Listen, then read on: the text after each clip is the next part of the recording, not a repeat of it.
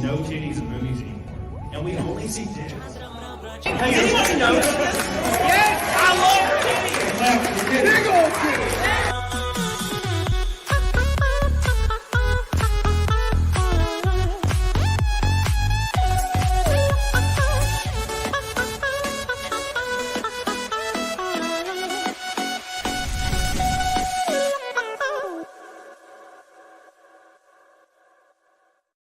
What's up, you big old bitches? Welcome back. It's a Friday show. I surprised you all. I hope you guys are excited because I got Melanie.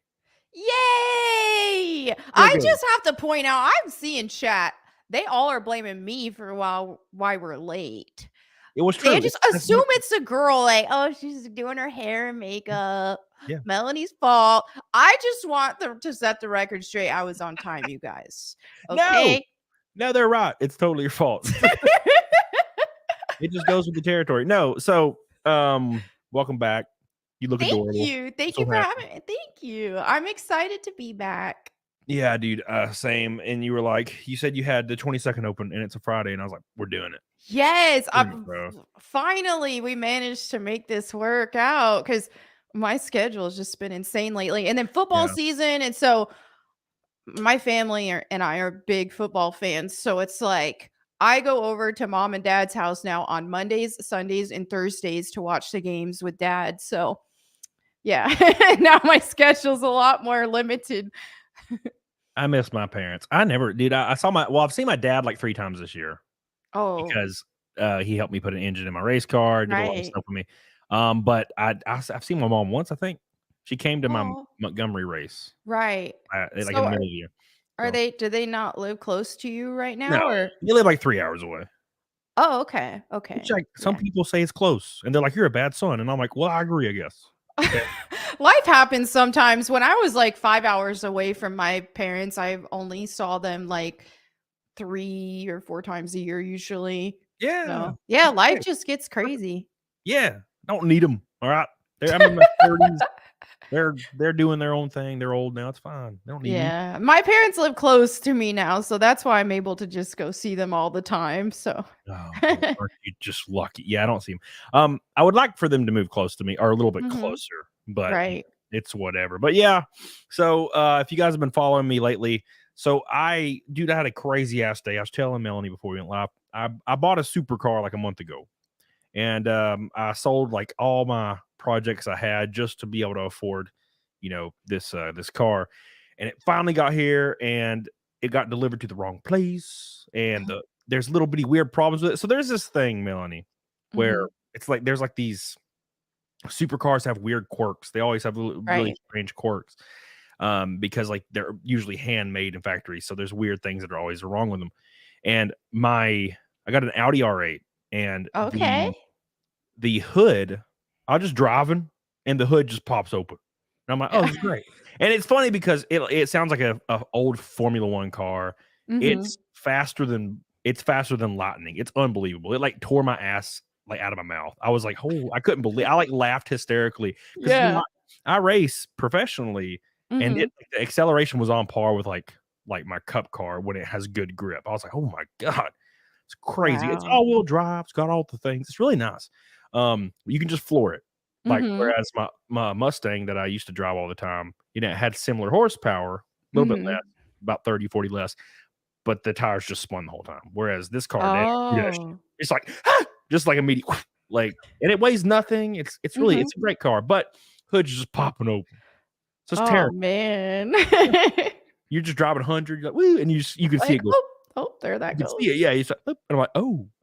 So there's not to brag, but I drive a supercar. It is a 2017 Honda Fit. Oh, see, I thought you were really going to say something cool. It's like Steelers yellow though, so I love it. Yeah, well, that's cool. No, so my truck's I have a Dodge 2500, a Dodge Ram, like a new one, that I don't even use now because I was using it to haul my race car, and now I'd race for a team. So I'm like, well, I just fly in, fly out. So now I don't really drive that, and my Mustang's gone. Like, it's in my garage, but there's a company picking it up in the next couple of days. So all kinds of weird stuff going on. But yeah, the supercar is awesome. It's like the sister car to the Lamborghini Gallardo. They made them in the same exact factory, same transmission, same like frame. It's the same, basically the same car. So like Lamborghini didn't make it, Audi didn't make it. It was like a special team that made the Audi and the Gallardo. So great cars. Hopefully I can get the hood issue fixed out. But that made me late, and then my dog hurt his leg. Everything was crazy. I got pulled over by a cop for speeding like 5 days ago. It was the first time I've been pulled over since like 10 years, over like 10 years. But I was going like I was like on a slow like neighborhood 30-mile-an-hour area, and I was driving 38, and I got pulled over for that. You're driving a 38 in a what? In a 30.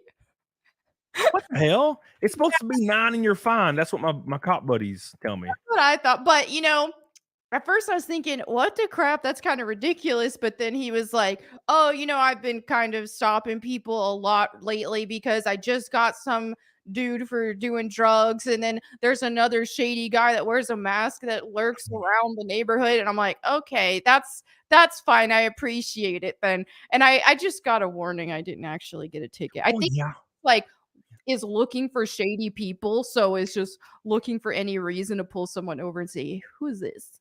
Yeah, it was after the Monday Night Football game and it was late, so it's because you got a nice face. You got like a very soft, like young looking face. Thank you. If I was a cop, that might not be a good thing. I don't know. You're saying thank you. It might be bad. I don't know. Like I like that. I think it's a compliment. I think you have a great face. No, but if I pulled you over and I'm like a 60-year-old man and I've had it up to here with everything, I pull you over and you're like, I'm sorry, officer. I'd be like, yeah, fuck, just go. little helpless thing. Go, just get out of here.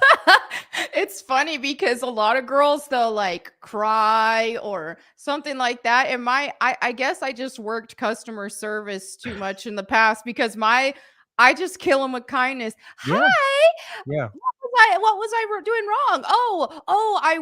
Oh, I'm sorry. It's just then they never give the ticket. Now when I was younger, there's sometimes I've just been over it because I used to get pulled over. Well, it was like one singular year that I got pulled over all the time, but I kind of deserved it. Because I was driving like way too fast. And I would just be over it. I didn't feel like negotiating. I'm just like, okay, just give me a ticket, please. Yeah. That doesn't work with me. I have gotten a warning once in the last 10 years and I got like 5 tickets. So yeah, no, I'll be going like 10 over and I'll get pulled over and the guy's like huffing and puffing. He just gives me a ticket and I'm like, yeah, I didn't, I'm in a hurry and I'm a dumbass. And they're just like, hey, here's a ticket. And they just give me a ticket.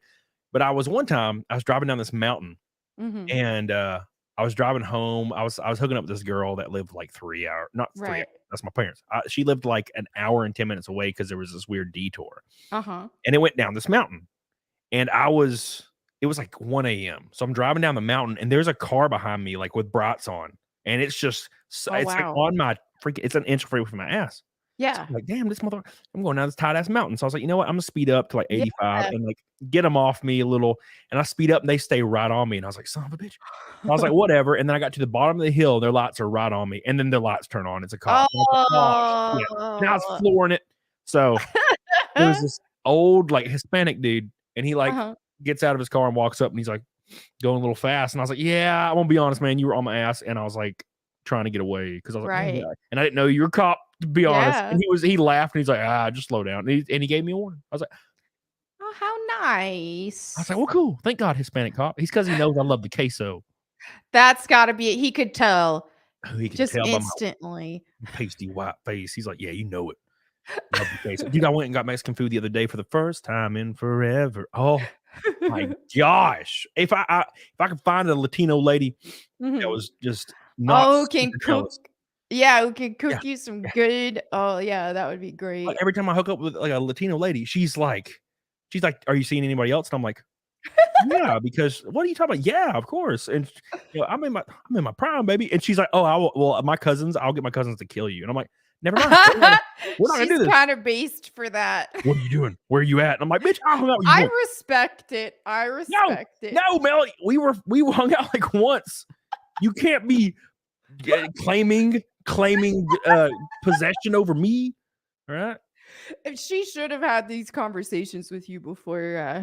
She's Hispanic. All she does is say, "Oh, I really like you. You're so great." And I'm like, "Oh, thank you." And we hook up. She's like, That "Oh, sounded Asian. no, it's not." and then, yeah, all out of nowhere, death, just death. And I'm like, no, I'm not doing that shit. No, white girls are like the best of both worlds, right? So they look great. They're generally speaking look great. And they can usually cook. If you just go to their Facebook and creep, and if they have no spices on their cooked food, just to stay away. But sometimes you can find some good ones that cook really well. They usually look pretty slick. They age pretty decently, and usually they're like 50-50, maybe crazy with jealousy, maybe not. Mm-hmm. Hispanics 99.9%. She gonna be jealous as fuck. It's in the blood, man. Yeah. Crazy as hell. No, speaking of blood. All right. Speaking of blood, we got our first red boy. I'm gonna read all the super chats because we were talking too much about fun things, but it's Marion Holtz, man. Marion, I love you. I appreciate you. Says flirt, flirt, flirt. LOL. YouTube blocked my super chat for saying whore. Oh, how dare they? Those bastards. It's such a great word. It's like the F slur that I can't say on YouTube. Man, speaking of block, why are all of my friends getting banned everywhere? You banned on Twitter, second account banned on Twitter, banned on Instagram, which somehow you managed to get. What did you do on Instagram that made them ban you? So 30 appeals on Twitter denied so far.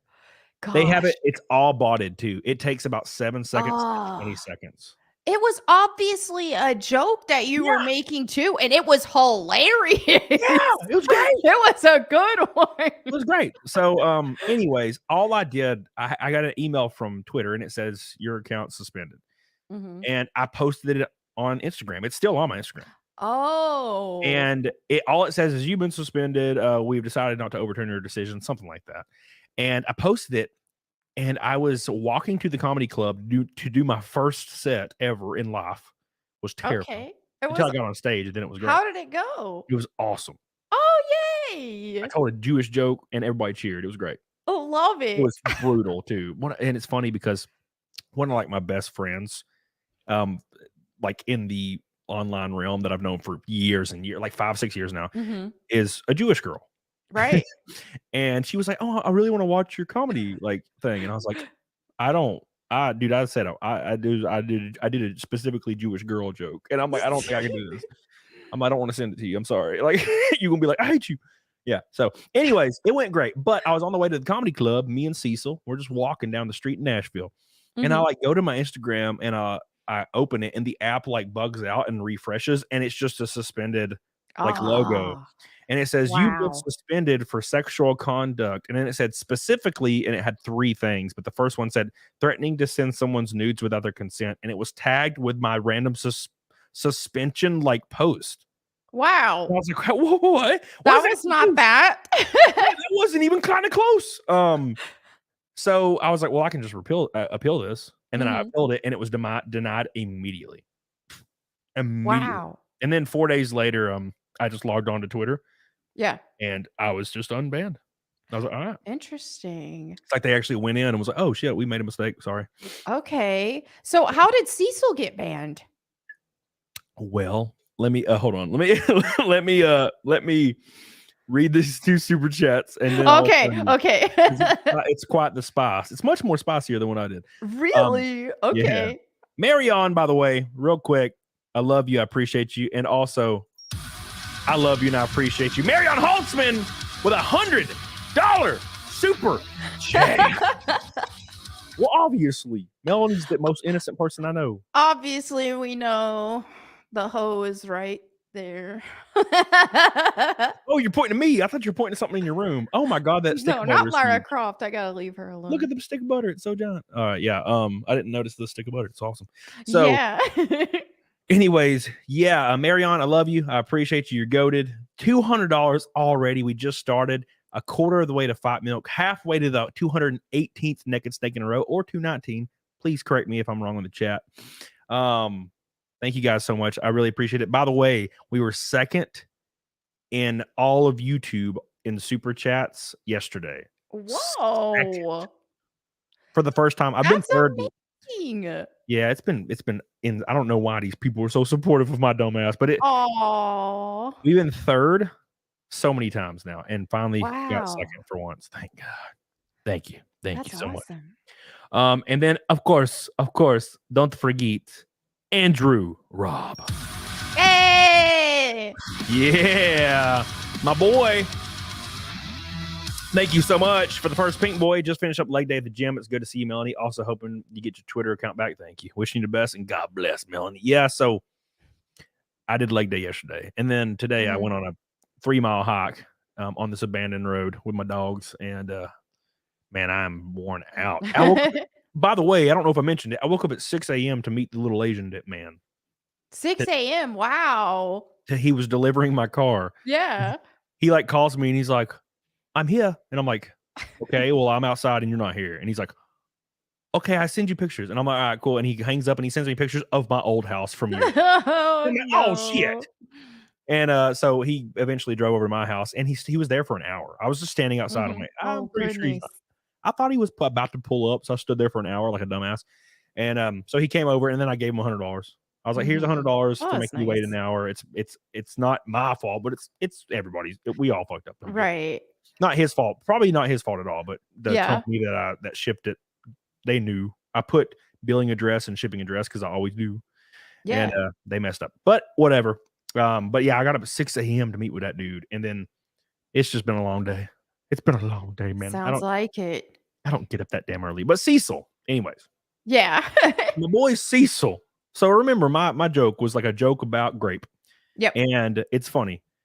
But Cecil, there was like something, I don't remember the tweet. Somebody can correct me in the chat, but it was something in support of Ukraine. It's like, this administration is working on a bill to send $64 billion to Ukraine. Again, of course. Right. And Cecil quote tweeted it and said, nuke Ukraine. That's all he said. And I'm like, yeah, that's like, you're fucked. I mean, I get it. I think it's funny, but I know for a fact that you're fucked. And the issue is it's technically inciting violence, but who's he going to incite to nuke? Like, it's like, right. Who's going to do it? Like, who has the capabilities to even do it? Kim Jong-un. He just groomed the government into doing that. Oh, oops. It's like Kim Jong-un's on his alt account scrolling and he sees Cecil and it's like New Ukraine. He's like, or Joe Biden's like, oh, say no more, fam. Boop. Just clicked it. Oops. Oh man, it was Cecil's fault. Yep. Damn it, Cecil. He's inciting violence. My goodness, that's funny.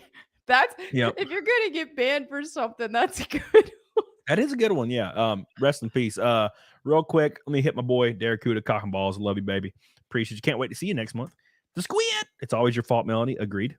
Push-ups. Bad timing. Chrissy streamed my favorite movie. What's she streaming? Oh. It better not be something stupid. Slagula says 2 for the Goomba. Melanie, marry me. And Max Wilson says, I talked my way out of every speeding ticket. Don't admit guilt. The cops will eventually tell you to fix your speedometer and leave you with a warning. Shit. Wow, look at you go. It's because you're cute, Max. I'm not cute. I'm a large, wide man. They immediately like kill him. Death penalty. Yeah. Electric chair. Yeah. Marion, do you see the guy in the back? Could that be Mike Harlow? Oh my God. You talking about Laura Croft? I love Mike Harlow. That does look like Mark Harlow. Your Laura Croft statue totally looks like Mike Harlow. That's funny. It's hilarious. It's weird. He should totally cosplay as her. Thank you, Marion. Should. I think he would do great. Yeah, I love it. He's great, man. I've had him on the show. He's fantastic. Thank you so much, Marion Holtzman. I love you. I appreciate you. Holding it up. Going hard as hell. We're already past we're halfway past Naked Snake already. All right. 209 away. I love you in Morsk. Get on it, doggone it. Scott B, welcome back. John Cena. Appreciate you, dude. So I'm sure you've noticed, because we've all noticed, and I've been talking about it for days, and now everybody hates me in my comment section. So Russell Brand's going through some crazy shit right now. Yeah. and I want to get your opinion because people are giving me conflicting stuff, like some random comments in my comment section, and I may have lashed out a little bit. I called a guy a soy beard guy, and I feel, dude, I was like laying in bed at 3 a.m. and I was like, Yeah, I kind of feel bad for calling the guy a soy beard guy. That was kind of mean and uncalled for. Why did I do that? it happens sometimes. It just does. I was in that mood, man, and I was, Yeah. and I like that was the only one I regret because that guy didn't deserve that. And his beard looked pretty cool. I was just being that. But anyways, so people were mad at me, and I saw this conflicting comments of like, oh, the allegations have been and evidence has been fact checked and is real, and I'm like, I don't feel like I haven't seen anything that was actually fact checked as real. I mean, unless I'm missing something, but what I saw was like this big long text message thing that looked like it was spliced together, jagged edges that don't match together, all that sort of thing. I just have not seen anything conclusive enough. Not to mention the fact that there's still due process that needs to happen. I just think it's ridiculous that, here's someone with a huge platform, and there's plenty of motive for anyone to have to try to ruin this guy. I mean, even on a government level, with all the stuff he's been saying against big pharma and the US government in general, and the kind of traction and views he gets, like, it's insane. So, I mean, goodness, it would be so easy for someone to want to just ruin this guy. And if you just, okay, let's just get him off of YouTube and just ban him without any reason, then that makes him look right. Yeah. So of course. Yeah. So to me, it's just like, this is so easy to manufacture. It's so easy to put all this together. Not to mention, it's just been such a long time with these domestic type cases. It's like, I don't know. It just seems suspicious to me.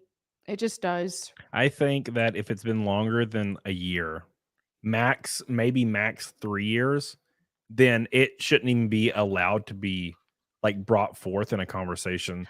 I think it depends on the severity of it. If it's like he just drove down the street, picked up a random girl, and just brutally raped her and left her for dead, something that severe or something. But in a more domestic case, which I haven't read all of the accusations, but the ones that I have read, I read like 2.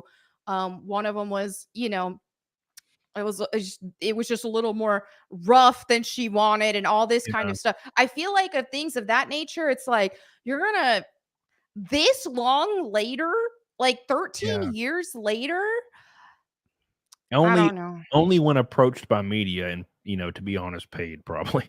Right. I'd say it if you gave me $100,000, I'd be like, yeah, Russ Brand raped the hell out of me. It was great. Yeah. It was just, there's absolutely like no evidence behind it. And the only thing that, especially people in like over here in the US, it's a little bit different.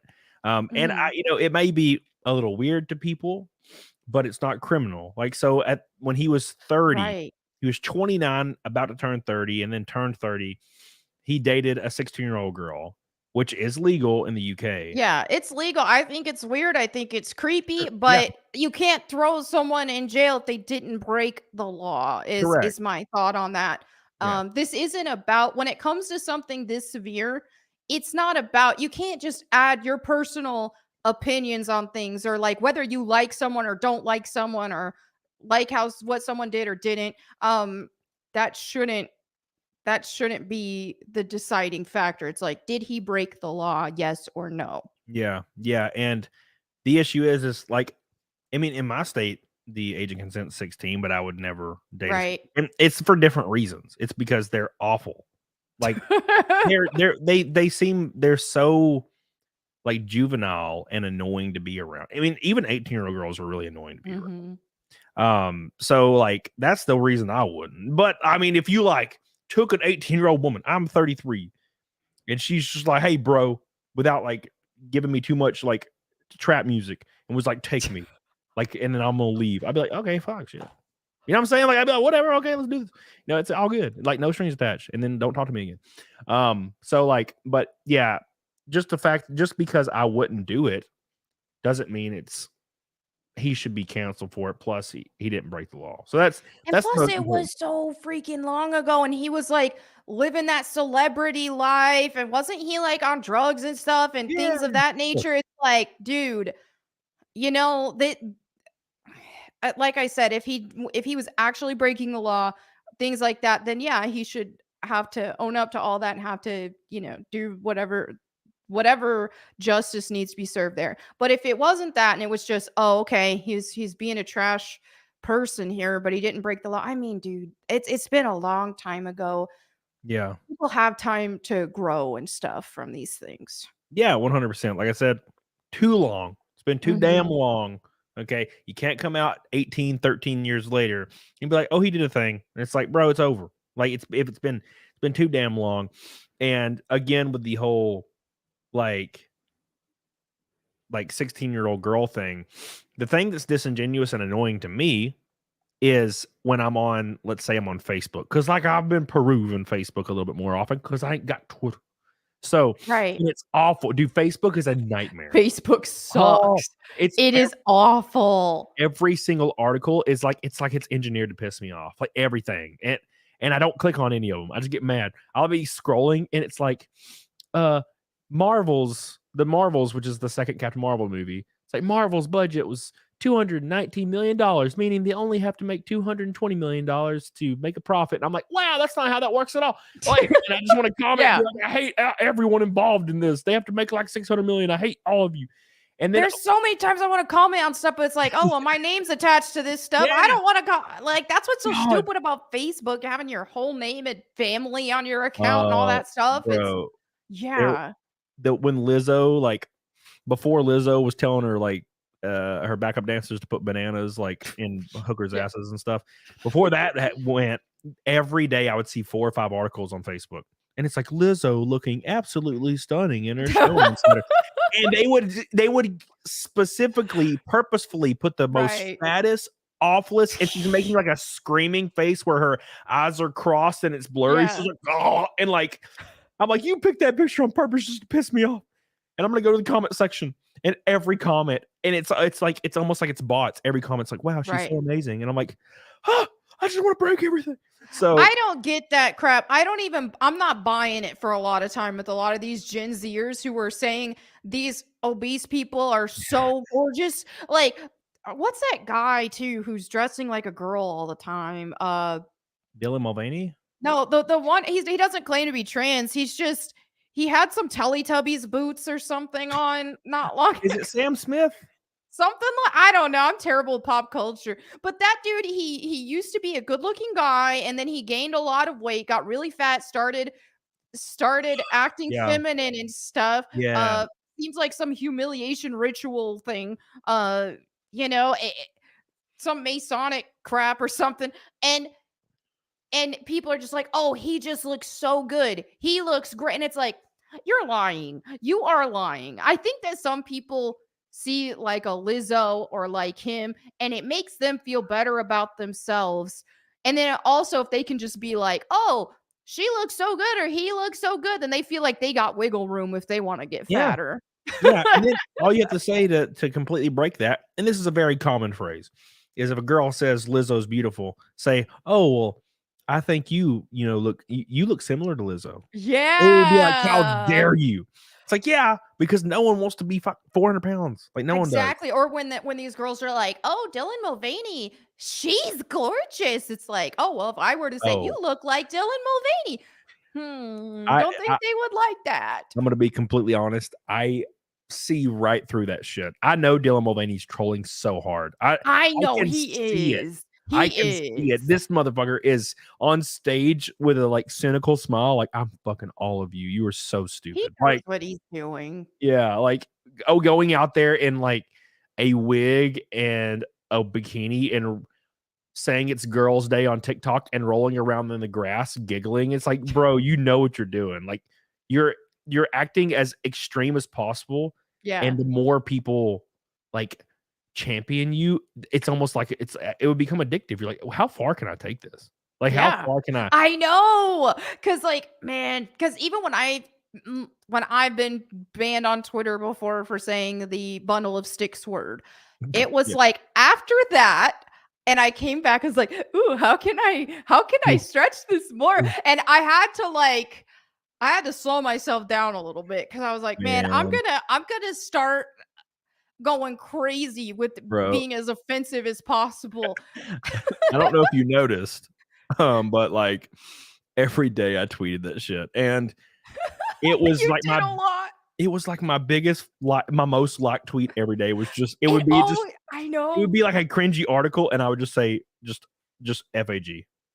That would be my response, and it would be like 1,000 likes. It's like, instant. It's an instant hit tweet if you drop the bundle of sticks word. So fun. It's so fun. It's hilarious. Beautiful. It's such a beautiful word, and I just wish people would get over it. But no, it seems like Twitter doesn't really care that much about that because, dude, I was throwing that shit out left and right like candy, and it was totally fine. But then I say the grape thing, dead forever. Yeah. Dead forever. Yeah, and so then your alt account you made, that got banned too. Did you just basically say the same thing again or something? No, I'm pretty sure it was ban evasion. Oh, okay. Rippity doo dah. Oh, that's lame. Yeah, it was lame. I really enjoyed Twitter. I was having a lot of fun with it, and I was starting to grow on it really fast. And I was like, finally, after all these years. And then it's like, I don't understand that because didn't Dan Vask make his Dan Vask 2? Yeah. And it hasn't gotten banned after, I believe that other one got banned a long time ago. Yeah. Interesting. Some people can evade ban. Well, it was probably because the people that were angry at me were still mass reporting me. Oh, okay. I got banned on my alt Twitter account and Instagram as I walked to the comedy club. So it was probably some Discord with a bunch of creepy furries, like trans furries. Right. It always is. Sit on stuff all the time. And then, because there was this one person, and I know for a fact with that one tweet, my buddy Art, the clown, he like showed me a screenshot, or he told me he had a screenshot or saw it. The person that was fighting with somebody in one of my comment sections, I wasn't even fighting with the dude.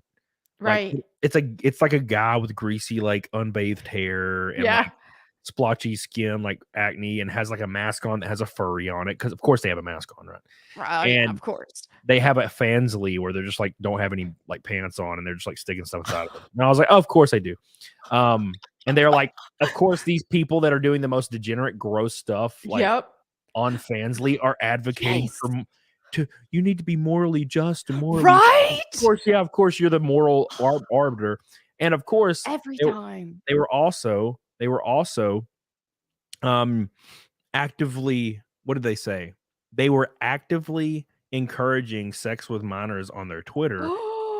Because they said there should be nothing wrong with having sex with minors as long as you don't only want to be with them to have sex with them. So if you love them, then you can have sex with a 9-year-old all you want. And they're still on Twitter, by the way. That makes no sense. You're not going to harm somebody you love. Like, what the crap? Make it make sense. Oh, what a nightmare. Yeah. And that was the justification. Says that you can have sex with them as long as you love them. And they're still there. That's what's so crazy about these psychos. And then they're the ones that are on my Twitter telling me you're a fake Christian because I say the bundle of sticks word. I can't believe it. They can be offended over a damn word and then talk about how they want to bang children. Hey, Zeus, I love you, dude, by the way. Thank you, dude. Crispy Cracker, also love you. And Billy Hatcher says, sucks Twitter bans over the grape. They do. They banned over the grape, and it sucks because I really enjoy Twitter. I was having a lot of fun on Twitter. And now I don't know what's going on in life. And it sucks. I know, but hey, I think it's probably there's probably a silver lining to it too, though, because Twitter my goodness, can just put you in a bad headspace. It does for me sometimes. I gotta give myself breaks from time to time. Yeah. And what happened the other day? This is a while back. I commented on one of yours, and I sounded condescending as fuck, and I wasn't trying to. And you were like, "Hey," and I was like, "Oh fuck," and then we went back and forth. Like for a second, and I messaged you, and I'm like, bro, I'm not trying to be condescending with you right now. It just comes off. It's one of those things when you're used to hearing that all the time, and then it's easy to misunderstand people's intentions. Yeah. So, and like when I was on that specific post, I was actually trying to like learn kind of.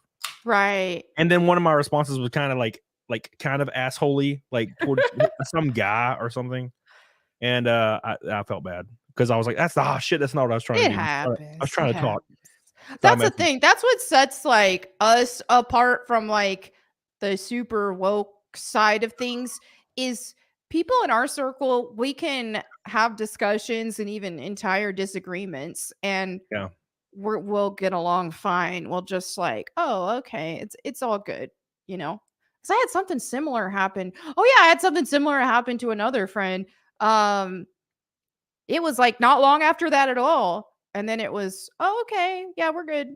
You know, you don't hate each other for life over a disagreement or just like a little spat where you misunderstood each other, you know? Yeah.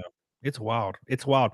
But no, and by the way, I was pissed at you. So in real life, damn it, because I saw you. We were in Houston and I saw you standing there. And I was like, oh, Melanie, what's up? And I was like, I'm gonna talk to Melanie for a second and then I'm gonna go do my thing. And then I was like, and then tomorrow I'll just hang out. I'll just find Melanie. We'll hang out. We'll do something. And you left like immediately. I know. I was like, I didn't even get a picture or nothing. I was like, what the fuck? No shit. I think it was Ashton was standing there or something, or maybe Mayor. I don't remember. I was like, hey, can you text Melanie and tell her I want to get a picture with her like before we leave? And she's like, oh, she left hours ago. And I was like, what the fuck? That was right before I had like an Orlando trip to see my Geeks and Gamers friends. Yeah. And so, yeah, it was just a quick, I wasn't even planning on going to Matsuri. And then Chrissy's like, you can stay with us at our hotel. And it's only like a 3.5 hour drive. So I was like, oh, sure, I'll go. On the way there, like I had my tire blew out and everything too. It was insane.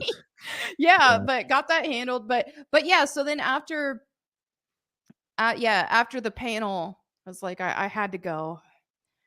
But yeah, I didn't know everybody was congregating for pictures and food and all that. I would have stayed longer if I knew. Yeah, dude, I drank with Critical Drinker every day.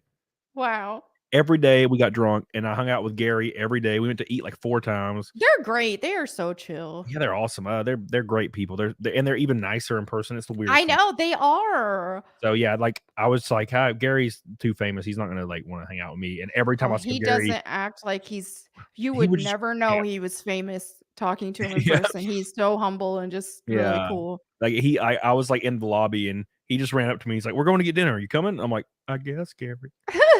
And it was just me and Gary and like Critical Drinker and Frank Gore, the drunk version. Yeah, it was great. He's great too. Yeah, that's just a great group all around. It was great. And then Drinker was like, hey, come on. Oh, like what is this show called? It's called After Hours. Right. After Hours or Power Hour or Happy Hour. There's After Hours and then there's Open bar and After Hours. I went on Open Bar with Drinker and he's like, yeah, you should come on again. It'd be great. And I'm like, all right. And then he came on my show and I'm like, this is great. We're all boys. We're all friends. It's been a lot of fun. Love it. So yeah, I've been having a lot of fun. Superstar says, hey, Cody, you sexy beast. Well, I appreciate you. I love you. By the way, we're closing in on that naked snake goal. Melanie, we didn't talk before stream. We talked about everything else other than like the fat milk thing. Yeah. Are you doing that? Are you wanting to do something like that? I can. Like, I don't have milk, but I have Diet Dr. Pepper, and I'll put 2 eggs in that. What? No, that's awful. Are you kidding me? I did G Fuel before like that. I can handle it. I don't know. Coke is carbonated. Or Dr. Pepper. Is G Fuel carbonated? It's not carbonated. G Fuel is not carbonated. There is a carbonated canned kind, and then there's the powder kind that's not. Oh my God, you're gonna die, bro. I lost that sponsor too from my bundle of sticks tweet. I've lost every single sponsor I've ever had. I don't have any sponsors now. But it's fine. I knew that would happen. But to me, it's just like I don't want the limitations on what I can say and stuff. It's just too fun to be able to be free and be yourself and not have to be super politically correct and worry about sponsors getting bombarded by the furries that they for some reason bow down to. I don't get it. Why does furries have so much power? I don't know, but they do. God, I'm so sick of them. They have unlimited cosmic power. They can just be like, hey, ban this guy. I love banging children. And I'm like, what? Wait, hold on. You're going to ban the children banging guy? What? Not me. I didn't bang no children. I would never do that. All I said was, if you break into my house, I will grape you. And it was a joke. And it's like inciting. inciting violence or a direct threat. And I'm like, wait a second. Am I really going to get banned for threatening a possible intruder to my home? Wow. Oh, I wonder if they would ban you if you said, if you break in my house, I'll shoot you. Would they have banned you for that? I don't know. Maybe. They probably would have if I was mass reported like I was. Right. So rest in peace, man. It's been a wild time. At least I have a supercar and I can drive it now. It's been There great. you go. Oh my gosh, Melody, if only you understood. You understood. I wish you could ride. You'd be like, oh my shit, what's happening? I was blown away. I jumped in it, and it's like there's the technology involved is so weird because there's like an anti-stall on it. So there's no throttle response when you're rolling from clutch. Like, I don't know if you've ever driven a manual or can, but no, I'm a woman. That is true. So all my race cars are manual. Everything I've ever had has been a manual transmission. So when you roll from a start, the throttle response isn't there, and it almost like tries to do it for you. And if you mess up, it's like it has an anti-stall. It's weird. And then if you're on a hill, like a really sharp hill, you can let go of the brake, and it just sits there. Usually in a manual transmission car, you would let go of the brake and then it would start rolling backwards, and then you counterbalance it with clutch and stuff. Yeah, that car doesn't do that. It's crazy. Okay. Wow. And like auto, like rev matches on downshifts. It's freaking the craziest shit ever.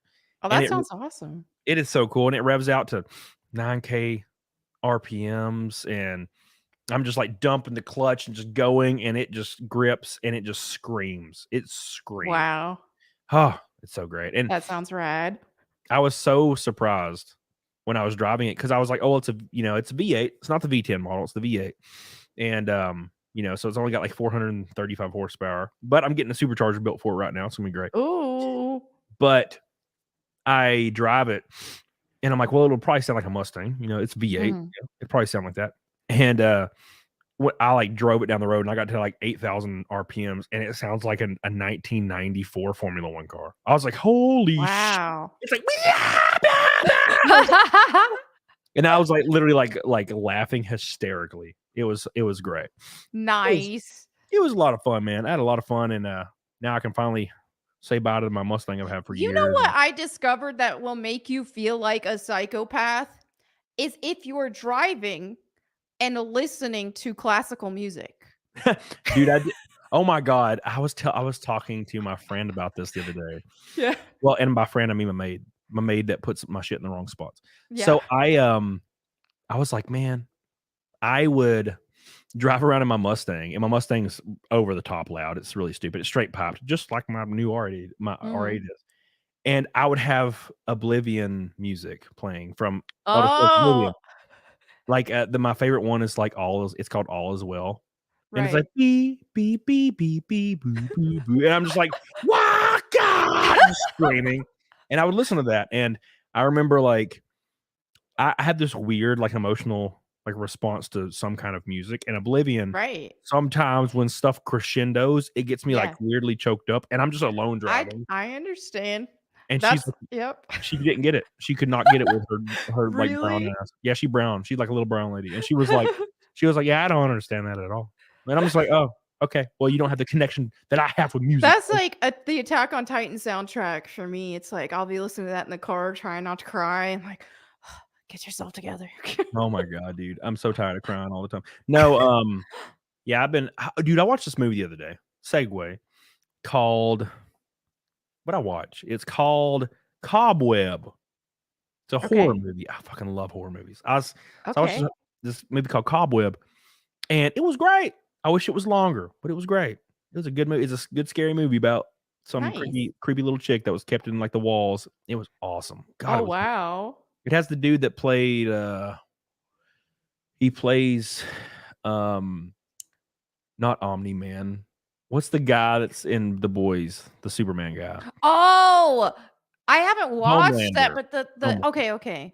Yeah, the guy that plays Homelander was in that movie, and he does a great job in everything. And I was like, wow. That's what I do during Halloween. I decorate my house all Halloweeny. I have like a Victorian style like house, and I just Halloween shit everywhere, and I watch horror movies every night, all night. That is awesome. Candy corn. Love it so much. Gotta love candy corn. Yorick says, sorry for giving you doubles in Nastyville. I thought they were the normal. Oh, what's up, dude? Yeah, you about killed my ass. Thanks, man. Appreciate that. Camelot, even if it was you who broke into my house, I would violate you with my rifle and my gun. That's what, and as you should. No, he was in Nashville with us at the comedy show. Oh my God. And I was like, get me a Woodford and Coke, and he comes back and it's just like straight Woodford, like double. It just tastes like fire. And I'm like, what are you doing? Oh, wow. I just made Cecil drink all of it. He was rolling. He was dead. I'm like, bro, he's just killing it. That's funny because he's been like intermittent sober. It's like he'll go like a month sober and then have his like couple days and then back to that intermittent sober time. Look at the duality of men right here. Watch this. Ready? Okay. Hold on. Where is it? There it is. See that? Oh, he loves candy corn. And then candy corn is the word. That's a highly debatable thing, just like pineapple on pizza is whether or not you like candy corn. Pineapple on pizza you should be arrested for that. I love pineapple on pizza, but I don't really like candy corn. So I guess we can't be friends. Did you say you like pineapple on pizza? Yes, I love it. And you don't like candy corn? No, so see, it would have never worked. Yeah. It would never. With the complete opposite. Pineapple on pizza, awful. Candy corn, goat. I ate that shit by the pounds, man. By the pounds. Andrew says, you're absolutely right, Melanie, about classical music. I only listen to it when I need to sleep or try to eliminate noise so I can read the Bible. Yeah, I listen to it when I'm driving. I like classical music. It's funny because there was just like this piano piece that I found on Spotify. And I was like, hey, this is great. And I'm just driving, listening to it. And I felt like I was in a trailer for the Joker movie. Yeah. I'm like, wait a minute. I'm feeling kind of crazy for this. So that's fine. I want to find the there's a Japanese McDonald's ad, right? Yep. And I'm trying to find it. I'm finding people pissed about it, but I'm trying to find the actual ad itself. Oh, let me see. I just saw it earlier. Oh, Clownfish was talking about it. Where's the original video? Clownfish. Anyways, so there was this Japanese ad, and apparently, here it is. Post it in the chat for me. It shows a nuclear family, which is just a no-go nowadays. You can't have a nuclear family. Right? If you have a nuclear family, you might not go to prison, and we need you in prison immediately. You know, if that was 2 dudes and a kid, they would have loved it. But can't have a normal family. Bro, I'm so tired. Like, look, listen here, gay people. I sympathize with you. And you accomplished everything you tried to accomplish. You did it. It's been great. But holy shit. Okay. It like every single piece of media has to be, dude, the percentage of gay people is obviously not the majority. It's a very small percentage of people.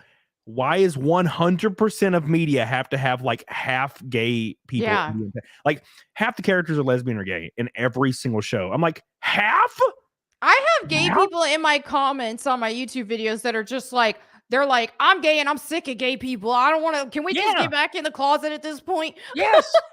Get away. Stop. Dude.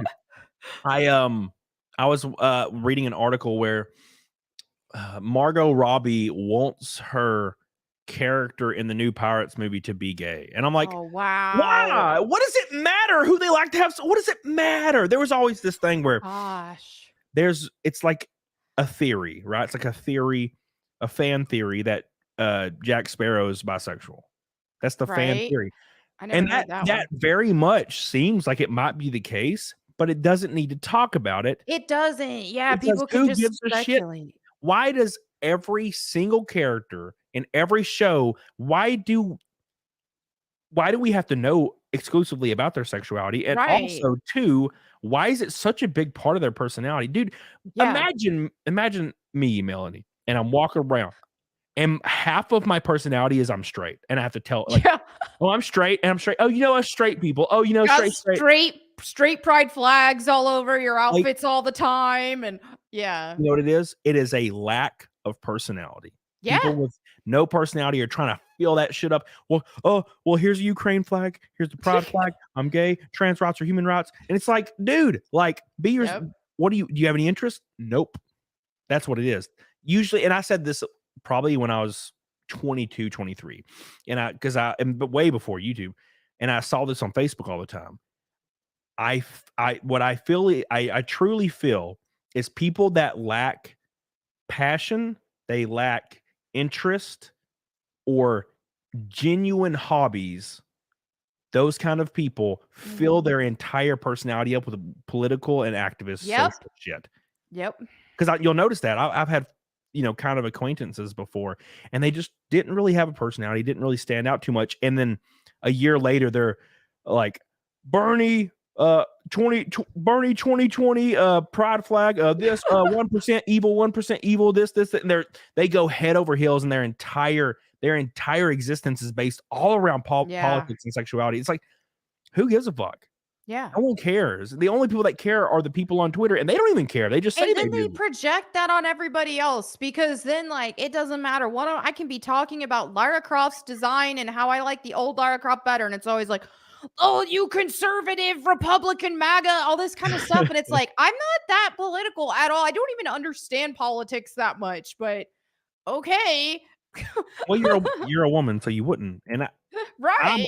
I'm a redneck man, so I also don't. I just know one thing. I don't want to pay taxes anymore. I want affordable groceries, and I want the economy to be back to where like it was before. I know that much. God, dude. No shit. I went to Costco, and I got like I got like my protein bars. I got my Quest chippies. I got like my stuff that I eat on daily basis. Legit. The barbecue ones taste just like barbecue chips. Yeah. I got like 3 pounds of ribeyes. Mm-hmm. Oh god, I keep burping. I got 3 pounds of ribeyes. I got like 3 48 packs of Monsters. Got all this shit. Yeah. And I was like, man, and my cart was like, I had like 10 things, and I go up and it's $384. Yep. And I was ribeyes are so expensive right now. And they're half the price at Costco than they are everywhere else. And it was still almost $400. And I was like, I'm gonna jump off the fucking cliff. And I was like, maybe it's just Costco. So I decided, I went to Kroger and got a few things. Shit was $200. And I was like, I remember 10 years ago going to the grocery store and spending like $48. Yeah. And getting like most of the shit. And now it's unfathomable. And how are fat people affording this? Because they buy pizza rolls and it's $2 for 100. That's what's going on. The amount of food fat people got to eat to maintain being fat. Like, how are you even affording that? That's why I don't want to hear skinny privilege. Because it's like, bro, the amount of food you can even afford to be that fat, you're pretty privileged in some way. Everything they're buying, dude, they're buying a giant bag of like family size Doritos, and it's like $1.99. My Fresh chips are like $50 for a pack of like 12. That's the difference. Is they're eating the worst possible things they can possibly put in their body, and people are trying to say, look, like I said, I'm not super political, right? I kind of like when stuff affects me directly. That's kind of when I'm like, okay, what's going on? Yeah. And of course, there's this like weird thing where I guess this is the new thing that is political, but it's like the Bidenomics thing, like right. That's just the word that people are saying. Right. To I guess maybe it's probably for name recognition, word recognition for the next election cycle. But it's like Bidenomics works. And I'm like, bro, my property tax, and I shit you not, I wish I had the paper. I just got the new paper in today. My property tax in 2021 was $1,600. 2021. Yeah. 2022, it was $3,600. Oh wow. That's I just got jump. 2 days ago, Melanie, I got my tax bill, property tax for 2023, $7,900. Huh? It has doubled every single year. Yikes. Bidenomics, derp. It's just, and they're like, somebody tried gas prices have just been fluctuating and all that. It's just, I don't get it. It's like the people who, they vote against their best interest a lot of times. Because it's just like, dude, so you care more about Biden with a Ukraine flag or a trans flag that he tweets out that matters more to you than being able to afford groceries. Yeah, it's the whole thing where people see politics how I used to see it when I was like a 9-year-old. Right. They see it exactly. And I'm not going to pretend to say that I know the right way. I'm not really I mean, I think conservative, it's all corrupt. You know what I mean? Like most of 100%. it is. It's not like there's this, this candidate is amazing and perfect and this one's the bad guy. It's not like that. At this point, it's just like, okay, well, who, if they even have the power to do so, is going to get the economy good again, have ribeyes go down in price, all that kind of stuff. They could be wearing a furry suit. I'll vote for them if they're going to be able to make everything better. Dude walk on stage in a damn dragon costume and he's like all cutesy and prancing and he's like, abolish the IRS. I'm like, dude, you got my vote. Yeah, let's go. I'm cool. No, like that's the thing, man, is, I'm not a conservative and I don't really consider myself a liberal either. But man, I tell you, when like people look at politics, at least on Twitter, and especially celebrities, they look at politics like I did when I was 9, like 10 years old. No shit. Yeah. I remember when I was a 10-year-old, I literally legitimately thought when I was 10, 11 years old, because of school, I guess media, and of course my parents kind of regurgitated to me, which they have completely flip-flopped since then. Really? But yeah. But I was like 9, 10, and I remember thinking Democrats were like the good guys that were for the poor, and conservatives were like evil rednecks that only wanted to help the rich. I legitimately thought that they wanted to help the rich only because I was a stupid kid, Well, and that's the narrative that a lot of people just paint. So that, and they still think that. There's celebrities that still think that. They're like in their 40s and they're like, Democrats are for freedom and rights, and conservatives just want to make the rich richer. And I'm like, bro, like they're all the same dude. Like Democrats just say different shit. But they just do the same shit, and they do. There's minute differences. There really are. And like people legitimately think that. And now, like, I'm just like, who's the most based and who says funny shit? That's kind of where I am now. Right. The way I see the world is, it doesn't matter who's in power. I'm going to be hustling every day to try to be successful. Doesn't matter to me. Like, I would just like to pay less taxes. Yeah. But yeah, it's crazy because people will quite literally, they will say, damn, like groceries are high, damn, gas is high, everything's so high, everything's awful, right? And then they'll be like, but I can't vote for a racist conservative. Like, goddamn, you know what I'm saying? Yeah. So that's kind of how I see it. And like I said, I don't follow it because to be honest, people that regurgitate politics talk about it all day. They think like they talk about it in a very condescending and pretentious manner because they think like them having political knowledge or thinking they have political knowledge means something, but it means nothing. Like me having knowledge about platinuming Bloodborne on PS4 holds the same fucking weight in my Yeah, that's the thing, is it's like I'd rather be into video games and sports because it's the equivalent. It's not Melanie. I'm interested in every single. I'm an individual because I'm interested in the subject matter that everybody in the fucking U.S. won't stop talking about. It's like, no, fuck that. I'm tired of it. I will play Bloodborne. I'll play some guitar.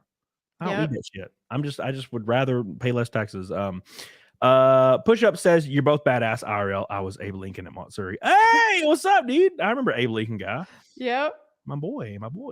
Crispy Cracker says, Cody, that's how I know you've never been hungry. So you feel like you might starve. Pound on pizza isn't that bad. So Crispy, that's actually that's a good thing.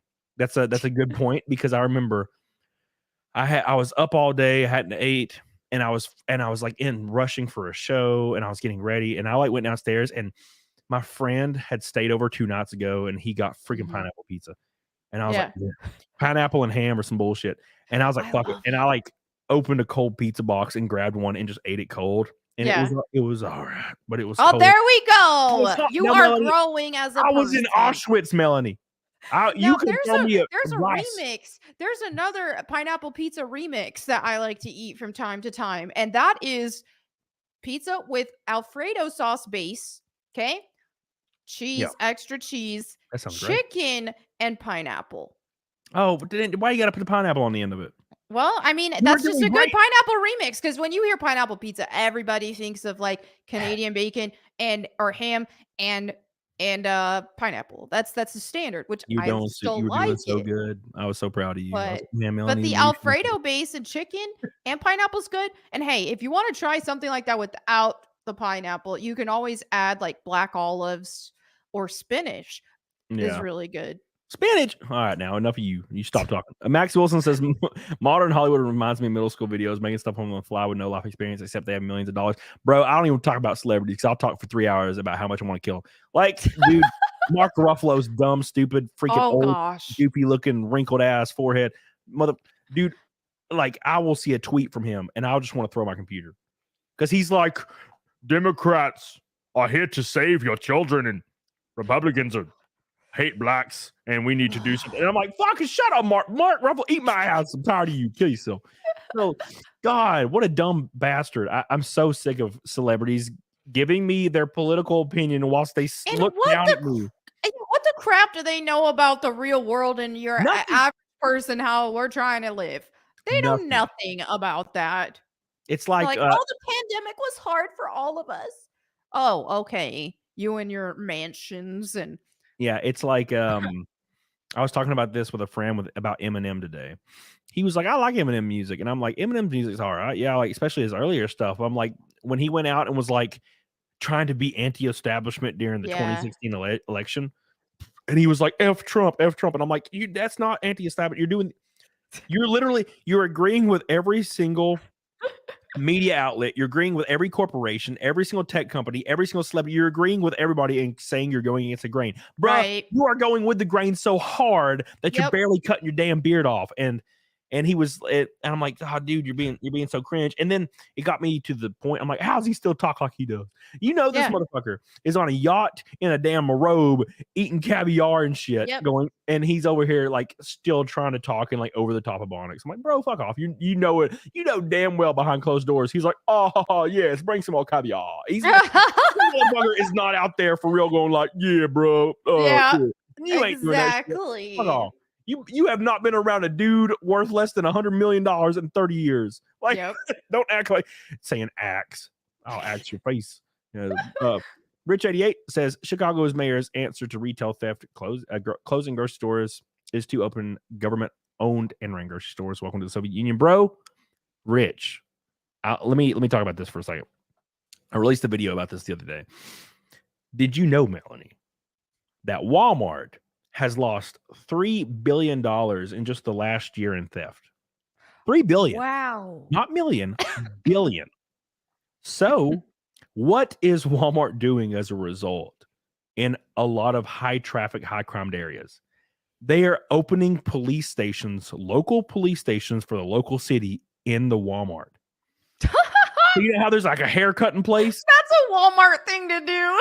There's going to be a police station there now, like in the Walmart. It's going to be like, oh, haircutting. So now are all cops not bad all of a sudden? Oh my God, dude. Could you imagine, like you speeding, your license is revoked, it's your third strike, and they're like, we're going to have to take you in. You're like, fuck. You're like, I'm getting arrested. This sucks. We're going to have to book you, son. And then they pull up and they put you in the car and they pull up to Walmart to book you. I'd be like, this is the worst day of my life. They taking you to Walmart to book you in front of everybody. You see like the old black lady walking in with a buggy. You see like the 400-pound like lady with a thong on for some reason, and they're all staring at you. Get arrested. God, that would suck. You're the lowest on the totem pole. You're lower than the 400-pound lipedema lady. God, she's on her scooter just watching you take the walk of shame into Walmart, bro. That is funny. Dude, that makes me want to die. Skate Tim, I love you. Good night. They need to have an actual jail in Walmart.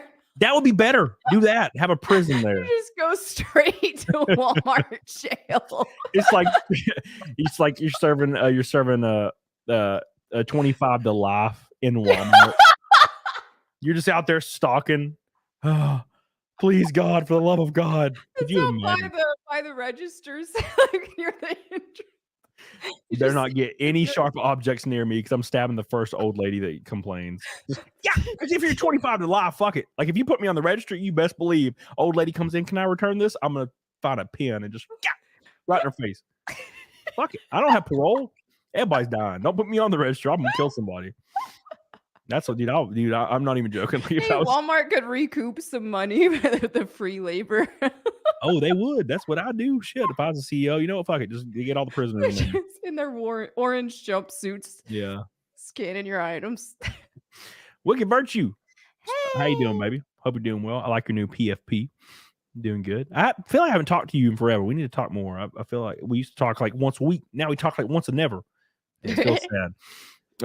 Speaking of feeling sad, Renee Villarreal with a pink boy.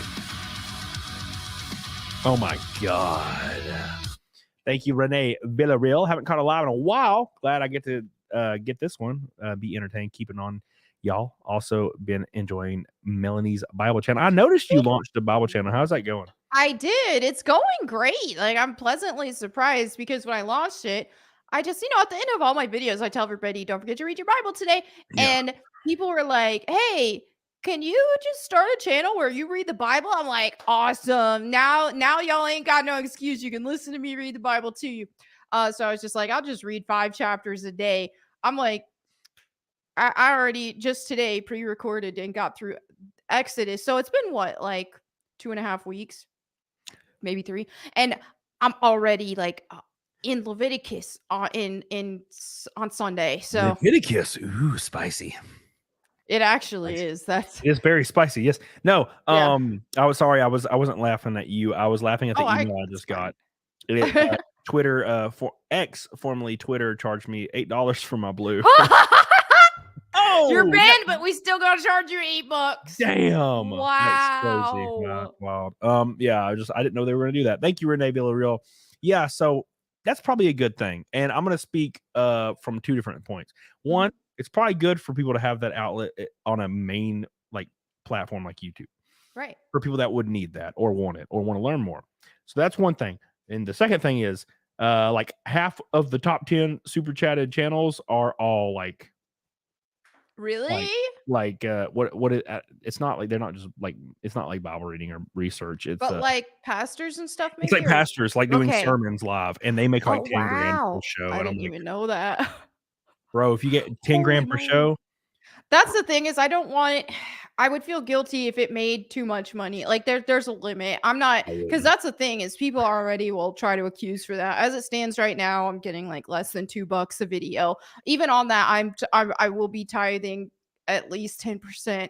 But it's like that isn't even why I started it. I thought that I was gonna get like 200 views a video. I was like, okay, I'm just doing this for my audience who wants to hear me read the Bible to them. And I'm doing it out of, principle, my beliefs and my faith. It's like, oh, this is going to get the Bible out to more people. And I was just expecting that. And then it's, I'm consistently getting over 1,000 views a video, which for just starting the channel, I'm like, wow, this is way more than I expected to get. And then sorry, I didn't mean to cut you off. Oh, yeah. And then the monetization, eligible for monetization. I was like, oh, crap. I got to figure out my strategy with this because that wasn't even my motivation at all. So I'm like, okay, I'm asking my moderators on Discord, can you find me a charity that like gives away Bibles? And I need to prepare for all this because I just didn't think that was going to happen. And even as it stands with that, I don't put any ads in the middle of the videos. I only put at the start and at the end because YouTube does that anyway. Yep. And they're keeping the money. So might as well. So yeah.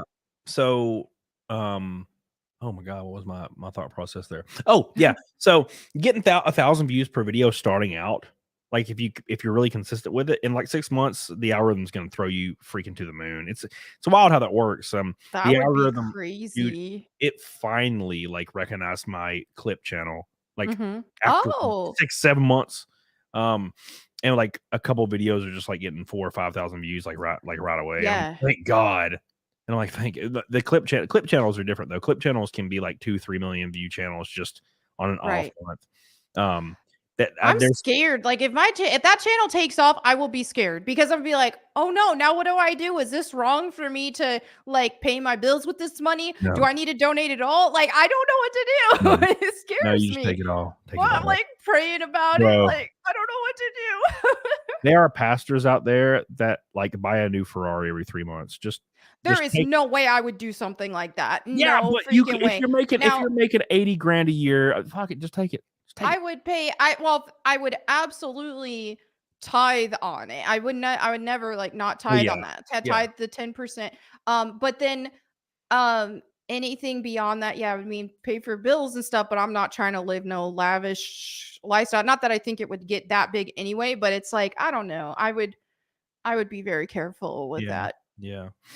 I would keep the majority of it. Matt Amos says, you say that as a joke, but damn, that reminds me of Costco and Idiocracy.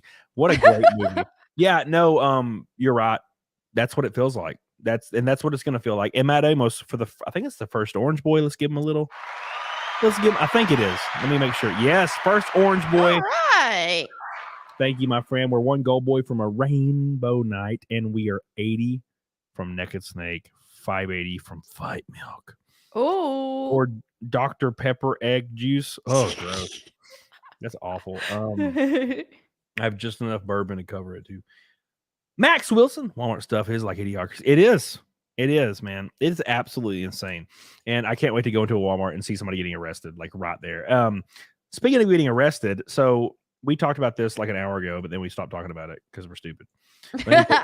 So this is the Japanese. Now, yes, back to this. So let me preface this with something real quick. The Japanese, a lot of people, and I mean probably the majority of people, they adore Japanese culture, right? I do. I'm a weeb. I'm not a weeb, but I do like Japanese culture. Mm-hmm. Every time I watch Spirited Away or anything like in that realm, I love the aesthetic. I love the feel. I love the rural like areas, and I love a lot of that. And I love how tight knit the culture is. Now the thing is, why? And I'll let you answer this question because I think you'll answer it pretty accurately. Why is Japanese culture the same today as it was a long time ago in rural places? And why is it that they can keep their culture so strong? I mean, I don't know. Maybe because they're just more strict with crap and they're not going to be out there parading, mutilating children with trans flags and stuff like that. They're a lot more strict. Yes. Societally. Yes. The biggest, you are right. I mean, you could say a lot of things that are right in this situation, to be fair, because the Japanese does a lot of it. Also, immigration. So Japan, good point. Japan just doesn't let people and refugees just pile in and destroy their culture. Look, we can argue all day if that's good or a bad thing. You know, if letting people just come in is a good or bad thing, we can argue that all day. That's fine.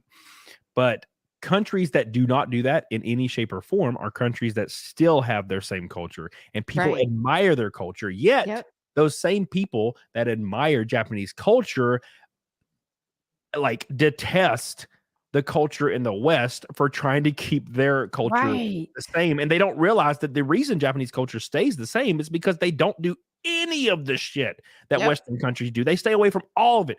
Cutting your boobies off, not going to fucking happen in Japan. Immigration, not going to happen in Japan, especially, well, mainly, we're talking illegal immigration, obviously. Right. Yeah. You ain't going to cross the border in Japan and just get a job and get a check from you. No, it's not happening. Government's not going to take care of you. They're going to throw your bitch ass over the wall. Plus it's a goofy ass island. That's probably the biggest help. A lot of things going on. They nuclear family units. They care about school. Being intelligent and getting an education is important in their culture. There are some cultures in the West where getting an education is seen as betraying your culture. It is seen as acting white, which is weird. It should be called acting Asian. Let's be fair. But, I know. You know, and people look down on it. They'll look down on it if you try to break out and do anything that's like a positive in the West. Asians don't have that. In Asian countries, you have to do everything you can to be successful, and your parents still hate you.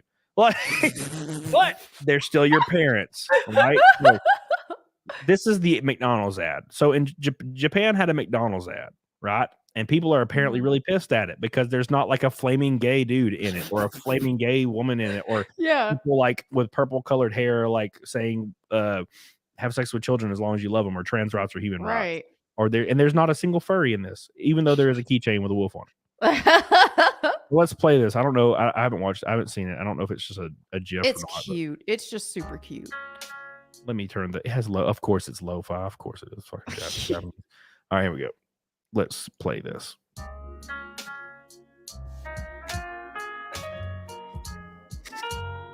Nuggets. Oh, look, she's feeding a little girl that looks just like her. It's her daughter. It's adorable. So cute. And Dad's sitting, and Daddy's like, oh, look, she's so happy. The happy so oh, God, it's amazing. That's me when I eat pineapple pizza. Why would you say? I was having such a good time, and you said that. I was like, man, this is a great ad. I'm getting teared up. You're like, I like pineapples on pizza. Okay, cool. That ruined the whole vibe. Ruined everything. So give me a rundown. Because you probably I just now saw this just now right before I said this. So why are people mad?